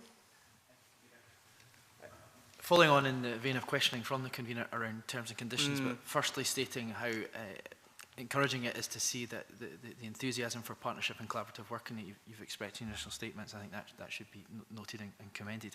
But I wanted to come on to the issue of pensions that you mentioned in the opening statement. I just wondered if you could illuminate perhaps on where things are at with pensions, what the different strands of discussion are, whether it's about continuing openness for members to maintain the membership of their current scheme, or opening membership to other schemes, or creation of a new scheme. Just is there a line of thought that's being progressed, or are all options still being explored? So, I would say it's a really important area. So again, there's a particular, as the conveners mentioned, there's a work strand on pensions, and I think the main. So. The short answer is a number of options are still open at this stage, right. Both in terms of thinking about the implications of remaining within current arrangements or thinking about future arrangements. We do so in the context of a very clear position as this being one of the three aspects of the triple lock which the Scottish Government has talked about. But I think what we are absolutely doing at this stage is making sure we fully understand the implications, both for the staff, but also, as you'd expect, for financiers of any sort of transfer arrangement. So all options are on the table, but I can't emphasise enough when we've been talking about these issues, money clearly is important. Public financing is clearly important. You wouldn't expect me to say anything else. But providing the right sort of approach to the appropriate transfer of the staff has been an important, a really important aspect. And I think you heard that very clearly from the Chief Constable when he was before you a couple of weeks ago as being a really important thing that the BTP and the BTP are continually bringing to the table. So I apologise, that's a somewhat woolly answer. We're still... it's helpful though just to get an indication of where things are at right now, and I think considering different arrangements from my own perspective seem is an appropriate course of action, given that there will be individuals who will have pension conditions at the moment that they will hope to maintain and look to maintain, and it's good that that's being progressed. So we're certainly considering that carefully. Yes. Has it been taken into account if this isn't resolved and there's still a question mark? People may just walk with their feet rather than wait to see if the uncertainty is going to be resolved to their advantage or not. And I think that's an absolutely fair point. And we, when we're managing risks as part of the Joint Programme Board, the risk of effectively people leaving what is a highly specialist, highly important organisation is absolutely there. So what we're trying to do is to provide as much certainty as soon as possible, given that we're taking into account the complexity of the situation. But also we are trying to work with the BTP in ensuring that as much certainty is provided and as much clear messaging is provided as soon as possible. To give you some reassurance, convener, when we look at the risks that we're trying to manage in relation to this particular project, that question about loss of expertise is very much at the top of that list. Liam, please. Just on that point, obviously you've outlined the efforts that have been made to address the concerns that have been raised about terms and conditions around point of transfer. Similarly, there will be concerns, no doubt, within Police Scotland itself, going through its own consultation on how that force will look going forward.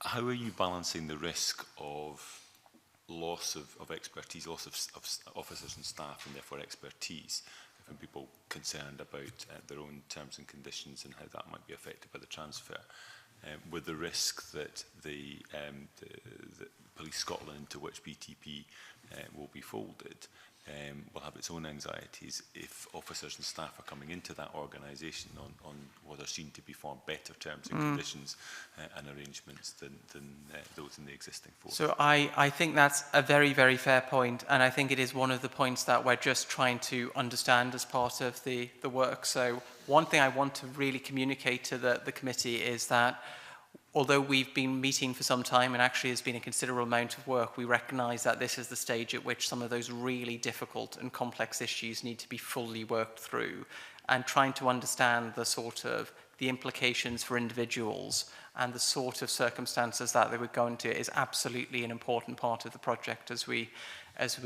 go on. And my sense, or my strong sense, is that a lot of these issues will depend upon the approach that the Scottish Government ultimately takes to questions of pensions and other things, which is why, again, we've been so encouraged by the triple lock position and the sort of reassurances that I think you heard from Mr. Higgins a couple of weeks ago as well. So, again, this is essentially an answer which says this is a significant work in progress, but that's something we're very, very aware of.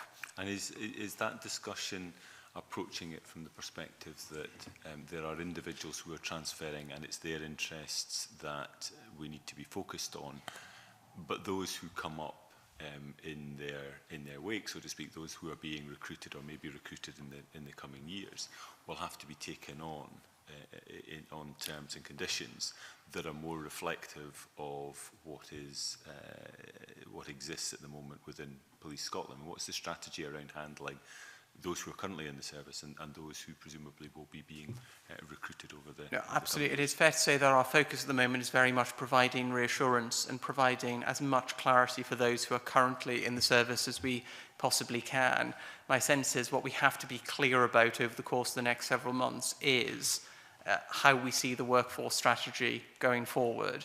And again, Mr. Higgins was able to give some reassurance on that a couple of weeks ago, but that for me is one of the most important aspects of the workforce work stream that we've set up as part of the Joint Programme Board to really get under those issues and provide as much certainty as we possibly can. I think you've fairly outlined the fact that a lot of the detail around this will be taken forward in secondary legislation. Indeed. Probably an understandable approach, but there will be concern that whatever is agreed in broad terms, once you drill that down into secondary legislation, may have either some unintended or unexpected consequences. What level of assurance can you give that consultation around those the secondary instruments will be sufficient to allow any of those concerns to be teased out, rather than the situation which I think in this Parliament we've seen on many occasions where in a sense you end up with a piece of secondary legislation where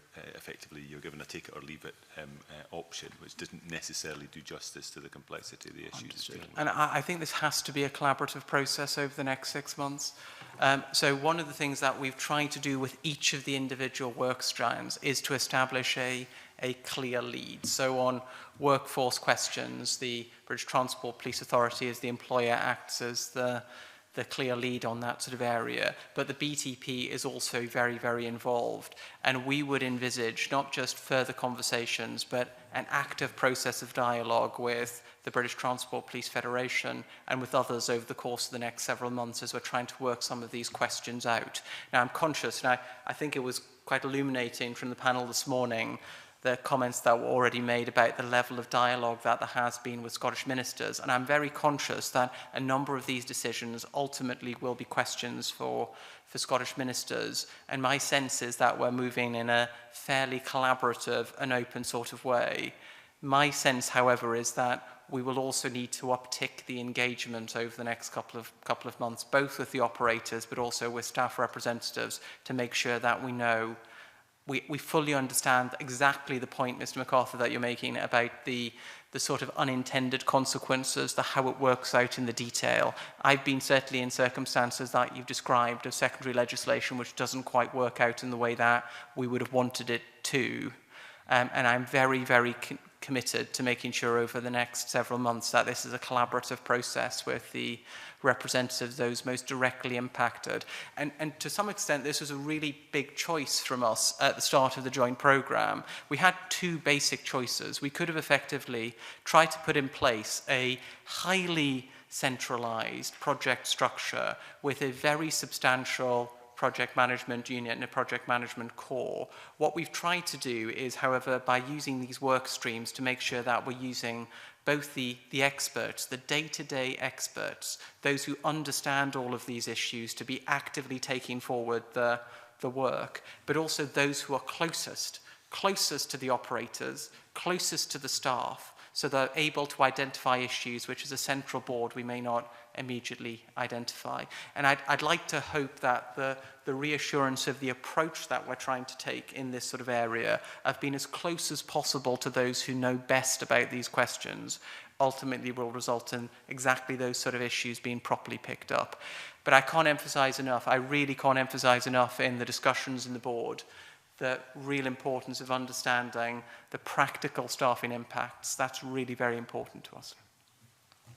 Yeah. Could I be clear that, for example, would be actual formal consultation with people like the Law Society of Scotland who may have very definite views on the statutory instrument? So one point I'd make is, I mean, some of the formal, as it were, consultative process, I'm always wary of speaking directly for the Scottish Government on this. There will be a number of Scottish Government issues, and ultimately quite a lot of this process must be, and consistent with the devolution process, must be driven by decisions made by yourselves and by the Scottish Government. So I don't want to speak too much about their process.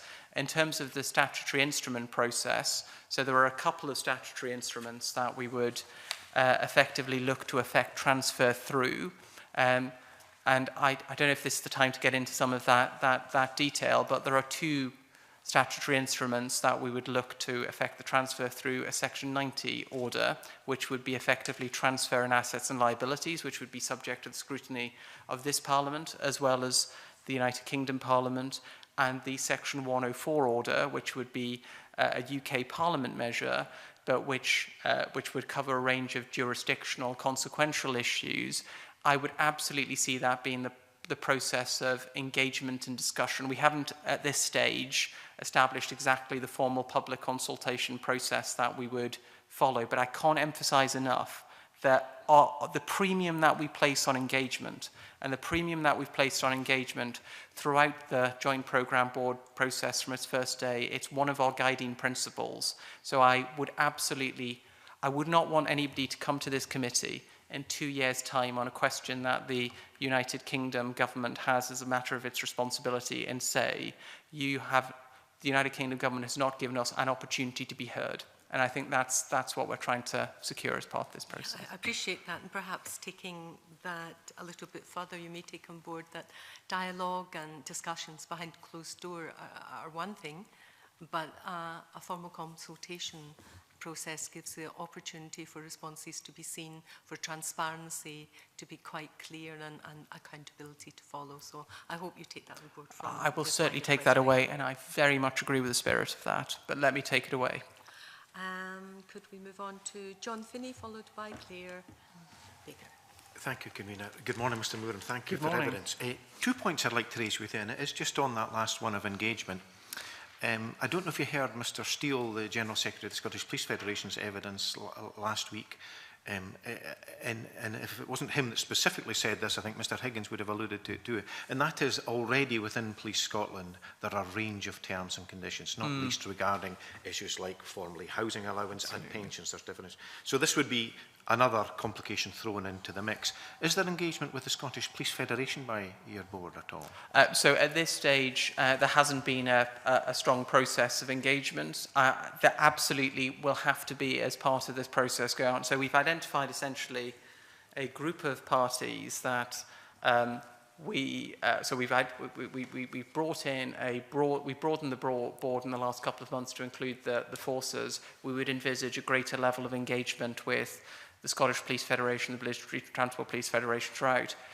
from now on. But I would absolutely emphasise, and this absolutely is something which Scottish Government colleagues may be able to say more of, that when they come before you next week, that there has been a very extensive set of discussions with Scottish Government colleagues and the Scottish Police Federation and with other representative organisations to try to understand their interests. Because I'm very conscious that quite a lot of the practical day-to-day decisions will ultimately be decisions for the Scottish Government. So in many respects, quite a lot of the consultation in this sort of area must follow that sort of decision-making tree, as it were. Okay, thank you. And were the Scottish Parliament to adopt this legislation, a question, please, about operational issues. Now, there's long-standing conventions between the Dumfries and Galloway, as it would have been in Cumbria, Lothian borders and Northumbria, and indeed the convener and myself would have been involved in the single service where this issue came up. And similarly, we dealt with a piece of legislation about hot pursuit at sea, if you recall, in the last session, convener, where, again, there was issues of jurisdiction. Now, clearly, BTP have existing arrangements for that. I'm just wondering the extent, and I don't envisage that they'll necessarily change. Is there engagement with, for instance, the Crown Office Procurator Fiscal Service and their opposite number, presumably the Crown Prosecution Service in England, that would address some of the concerns about what to me seem doable issues of addressing where a crime's alleged to have been committed and then where it would? It's a very reasonable point. I'm afraid I can't give you a detailed answer on that one. My expectation is that those arrangements do exist, but the really important question, I really want to get this level of reassurance across to the committee today, that on a range of those questions, those practical operational questions, we are very much relying upon the specialist expert judgment of the British Transport Police to tell us what it needs in this sort of area. So whether that's about practical hot pursuit questions, it's the range of day-to-day operational questions, what we're comfortable with and what we had to be comfortable with before we went down this particular route was that we had a sensible set of arrangements to ensure seamless cross-border policing. And you very fairly, Mr. Finney, referred to the existing very good bilateral arrangements that exist across the border. We want to strengthen those on railway policing issues, and we want to ensure that the legislation that goes through the UK Parliament, Section 104 order I referred to, that we've done all the necessary work through the Joint Programme Board to be fully clear about all those jurisdictional questions before that legislation gets to the UK Parliament. So I would give you a reassurance that this is, again, one of the top issues upon our particular agenda, and we're relying to a substantial degree on those, again, who know best, the British Transport Police, to advise us on that. Thank you very much. Of course, that's very important for a reason that goes beyond the legislation we're looking at, and that is the security issue around particularly the threat of terrorism, where some very minor incident. So if we don't have these procedures right, and that's an obligation not just for Scotland, the rest of the UK collectively, it's a global issue. Absolutely, absolutely. And we're very conscious about that. And I'm also very conscious about the existing arrangements between Home Office forces in England and Wales and Police Scotland. And I know Mr. Higgins talked about those a little bit when he was before you 2 weeks ago.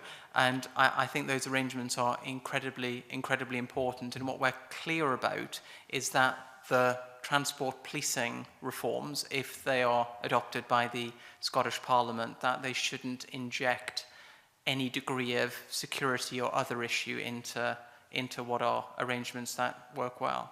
Okay, many thanks for that. Rebecca? Thank you, Convener. Thank you, Convener. The previous panel, we discussed the issue of the possibility of one-off costs of who meets the project costs.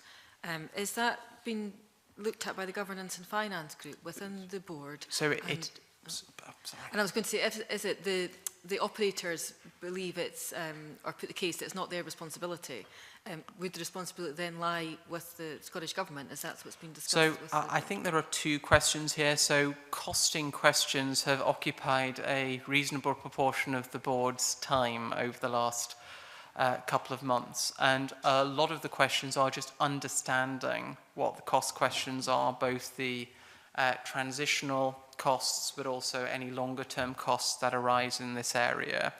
Now, what we've very much tasked the British Transport Police Authority to do is just to make sure that we fully understand those costs and cost implications over the next several months, so we can take a view on the appropriate allocation of those costs. So it is absolutely fair to say this is a matter still under discussion. In relation to the operators' points, I've heard the RDG point very, very loudly, and I've had many discussions with the RDG over the course of the last several months on this question of the transitional cost issue. At this stage, our starting position is there are a number of legislative changes which affect the British Transport Police on an annual basis. My team deals with a very substantial number of Home Office pieces of legislation which go through the United Kingdom Parliament, which impose a degree of cost. To some extent, that we would see this being essentially based on a similar basis, i.e. it will be a chargeable cost to the operators, but I have very much heard their concerns in this sort of area, and that's why what we're doing is trying to push this question as far as we possibly can to understand what the delta is, what the level of cost is, so we can make an appropriate decision as to how it should be allocated. Right, so so there's no, at the moment, there's no clarity about what would be established as transitional costs, about who meets the transitional costs. So, is it possible it would be the operators? Or so, I know it's maybe not your decision. No, it's so decision it's to me, but if you can maybe. No, and I think it's a very, very fair point. So, speaking frankly, our starting position, the UK government's starting position, is that this is a chargeable expense. So it would be paid by the operators in the normal way, but also I'm very conscious about the strong positions that strong representations that the operators have made both this morning, but also as part of discussions to date. And what we've effectively asked the British Transport Police Authority to do, and they've been doing for some time, is just understanding the scale and nature of those costs so we can reconsider if they should be dealt with in a different way. I apologise that's not quite a comprehensive answer, but I think it's fair to say we are genuinely trying to listen to operators as we go through this process, and we are willing to think again about some principles in order that we can affect this process in the most collaborative and sensible way. So you've said it's the UK government to decide. The UK government believe it to be a chargeable cost, but this legislation is not being brought forward by the UK government, it's being brought forward by the Scottish government. But is it because the way in which it's constituted at the moment, it comes down to the It's UK the way government? that it's constituted at the moment. No, it's not their legislation or their decision. No, indeed. And I think this is exactly where the challenge becomes, because essentially what happens at the moment is there's a lot of changes made on an annual basis in relation to the BTP, a lot of changes. And what that normally results in is cost implications for the operators who directly pay for and benefit from the policing service.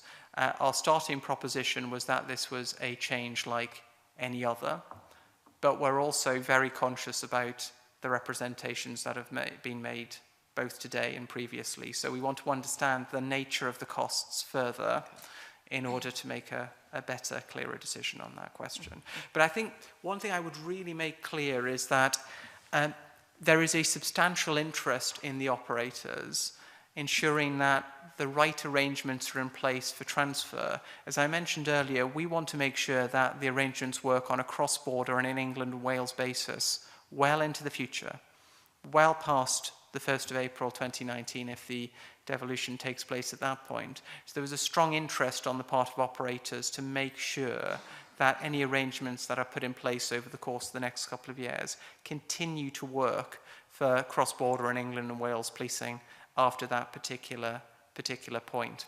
So we think there is a reasonable argument in that area, but I have very much heard the points that have been made by the RDG. And one final point, it's anticipated that there will be a very busy legislative programme at the UK Parliament over the next couple of years.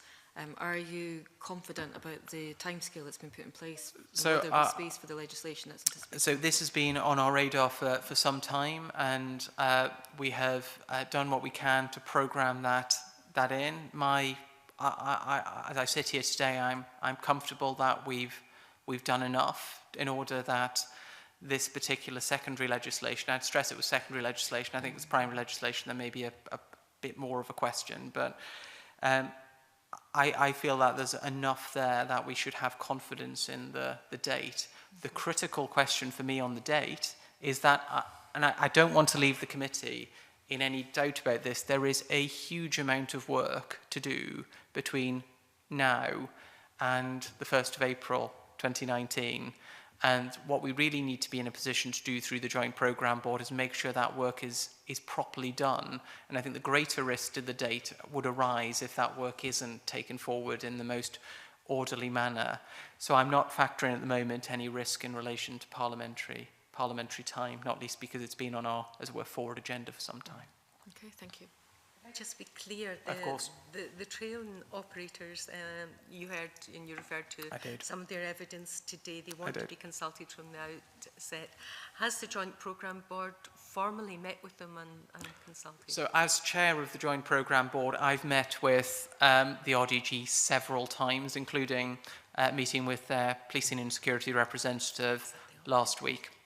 And we will continue that process of detailed engagement. If the RDG is one of our most important stakeholder groups in this sort of area, and we will absolutely keep that process of engagement ongoing. And that includes both the sort of bilateral discussions, but also discussions in the RDG PNS committee, the Policing and Security Committee, which Mr. Cooper talked about as a really important forum. We absolutely need to see that continuing. That's fine, thank you. Douglas Ross.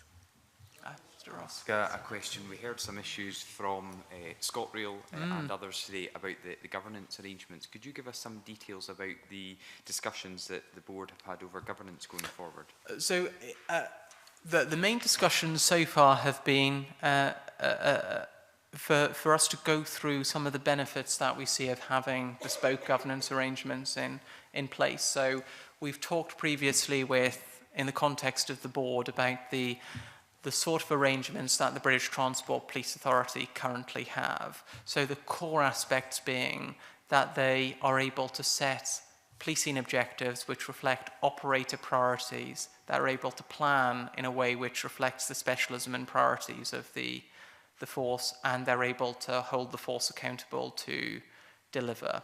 And what we've tried to do is just to talk through some of those questions. And we were quite, speaking frankly, we were quite pleased to see the forum suggestion that is before you in the legislation, because we do think there is one of the really important aspects of this is the specialism and maintaining the specialism of this particular, quite, in my view, special force.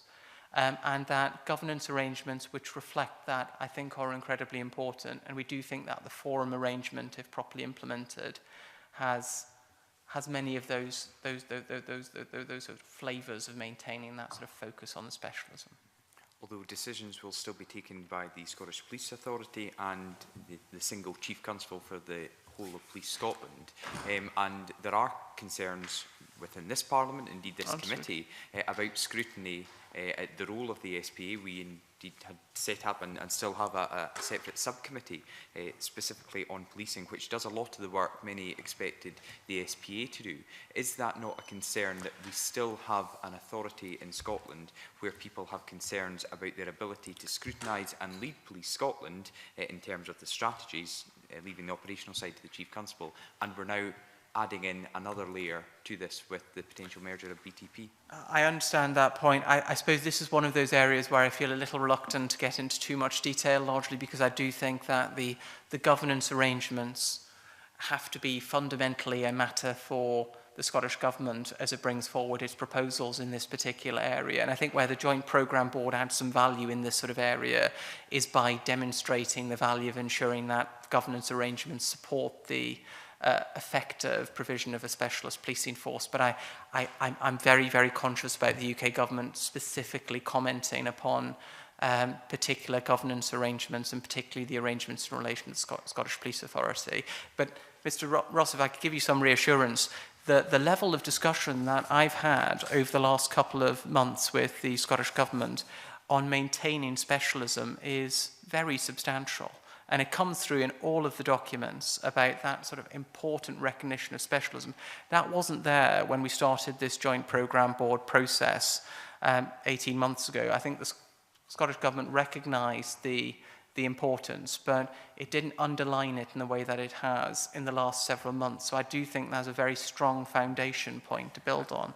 I think that's an interesting point. However, my concern would be there are many things in the bill that introduced Police Scotland and a single fire and rescue service. One of them was that the SPA should be open, transparent and show good governance. Now we are seeing week after week that the SPA doesn't provide that at the moment, and we'll see what happens at their board meeting on Wednesday. But I think I would just make a final point on what you're saying. It's all very good to get that language coming from the Scottish Government. What we need to see before MSPs vote on this is that it will be implemented in any scrutiny body, any governance arrangements going forward. So while language is useful at this stage, we need some evidence that that will happen. And I'm just concerned of all the topic headings that you have that matters for the Scottish Government. I think Mr Moore has really answered that question. I was just going to finish the point about ask about the projects. I was just trying to get the number of projects, but of the project schemes, governance and finance are put in together. In terms of the time you're dedicating to these different schemes, are they all equal, these different projects, or is governance an area that is getting less attention paid to it? So I think it's fair to say that it varies depending upon the issues under discussion, and it is absolutely fair to say that the ones which have taken a significantly greater amount of time in recent months have been the legislative aspects for probably quite understandable reasons, given the bill before this Parliament, but also the proceedings in the House of Lords last year. I think governance has got just rewind one point, I think the things that have got most coverage within the context of the Joint Programme Board have been a combination of workforce and operational questions, most particularly that cross-border issue which we've talked about. I think governance has received relatively less prominence, but I don't think that's because it's understated in importance in the discussions so far. It's because I think the Scottish Government have very much been emphasising the importance of governance arrangements which preserve specialism for some time. But we do see this, and I take the convener's point very clearly here. I do think that ultimately is a question for the Scottish Government. If you can't give an answer just now, perhaps you could write to us for a timescale in completing each of the work streams, but in particular under the operational one, the jurisdictional issues which seem pretty fundamental. No, I'm very, very happy to do so. My sense is, if it's convenient with the committee, is that the Joint Programme Board will meet again in a week and a bit's time to discuss and review the project. And if it would be possible to provide an update to the committee after that particular discussion and after you've had the Minister before you, I think that would be a good point at which to provide an update. I'd be very, very happy to do so. I think the committee would very much appreciate that. That concludes our questions. Can I thank you very much for attending today? Thank you very much for the opportunity. Okay, thank you. We now send briefly to allow the witness to leave. I think that shouldn't take too long. And move on, I think. Yeah, the agenda item number 3 is feedback from the Justice Committee on Policing on its meeting on the 16th of March. Following the verbal report, there will be an opportunity for brief comments and or questions. And I refer members to paper 3, which is a note by the clerk. And as Mary Fee is absent today, I will provide this feedback to the effect that the Justice Committee on Policing met on the 16th of March when it took evidence from the Auditor General for Scotland on the 2015-16 audit report on the Scottish Police Authority. The subcommittee heard about the lack of a long-term financial strategy for Police Scotland and about ongoing governance issues. The subcommittee will next meet on Thursday, 30th of March, when it will take evidence from the Auditor General on Audit Scotland's I6 report. And as ever, all members of the committee are very welcome to attend. Do members have any questions? There being no questions, then we now move into private session. The next meeting of the committee will be on 23rd of March, when we'll consider our report on the Crown Office inquiry. And we're now in private session.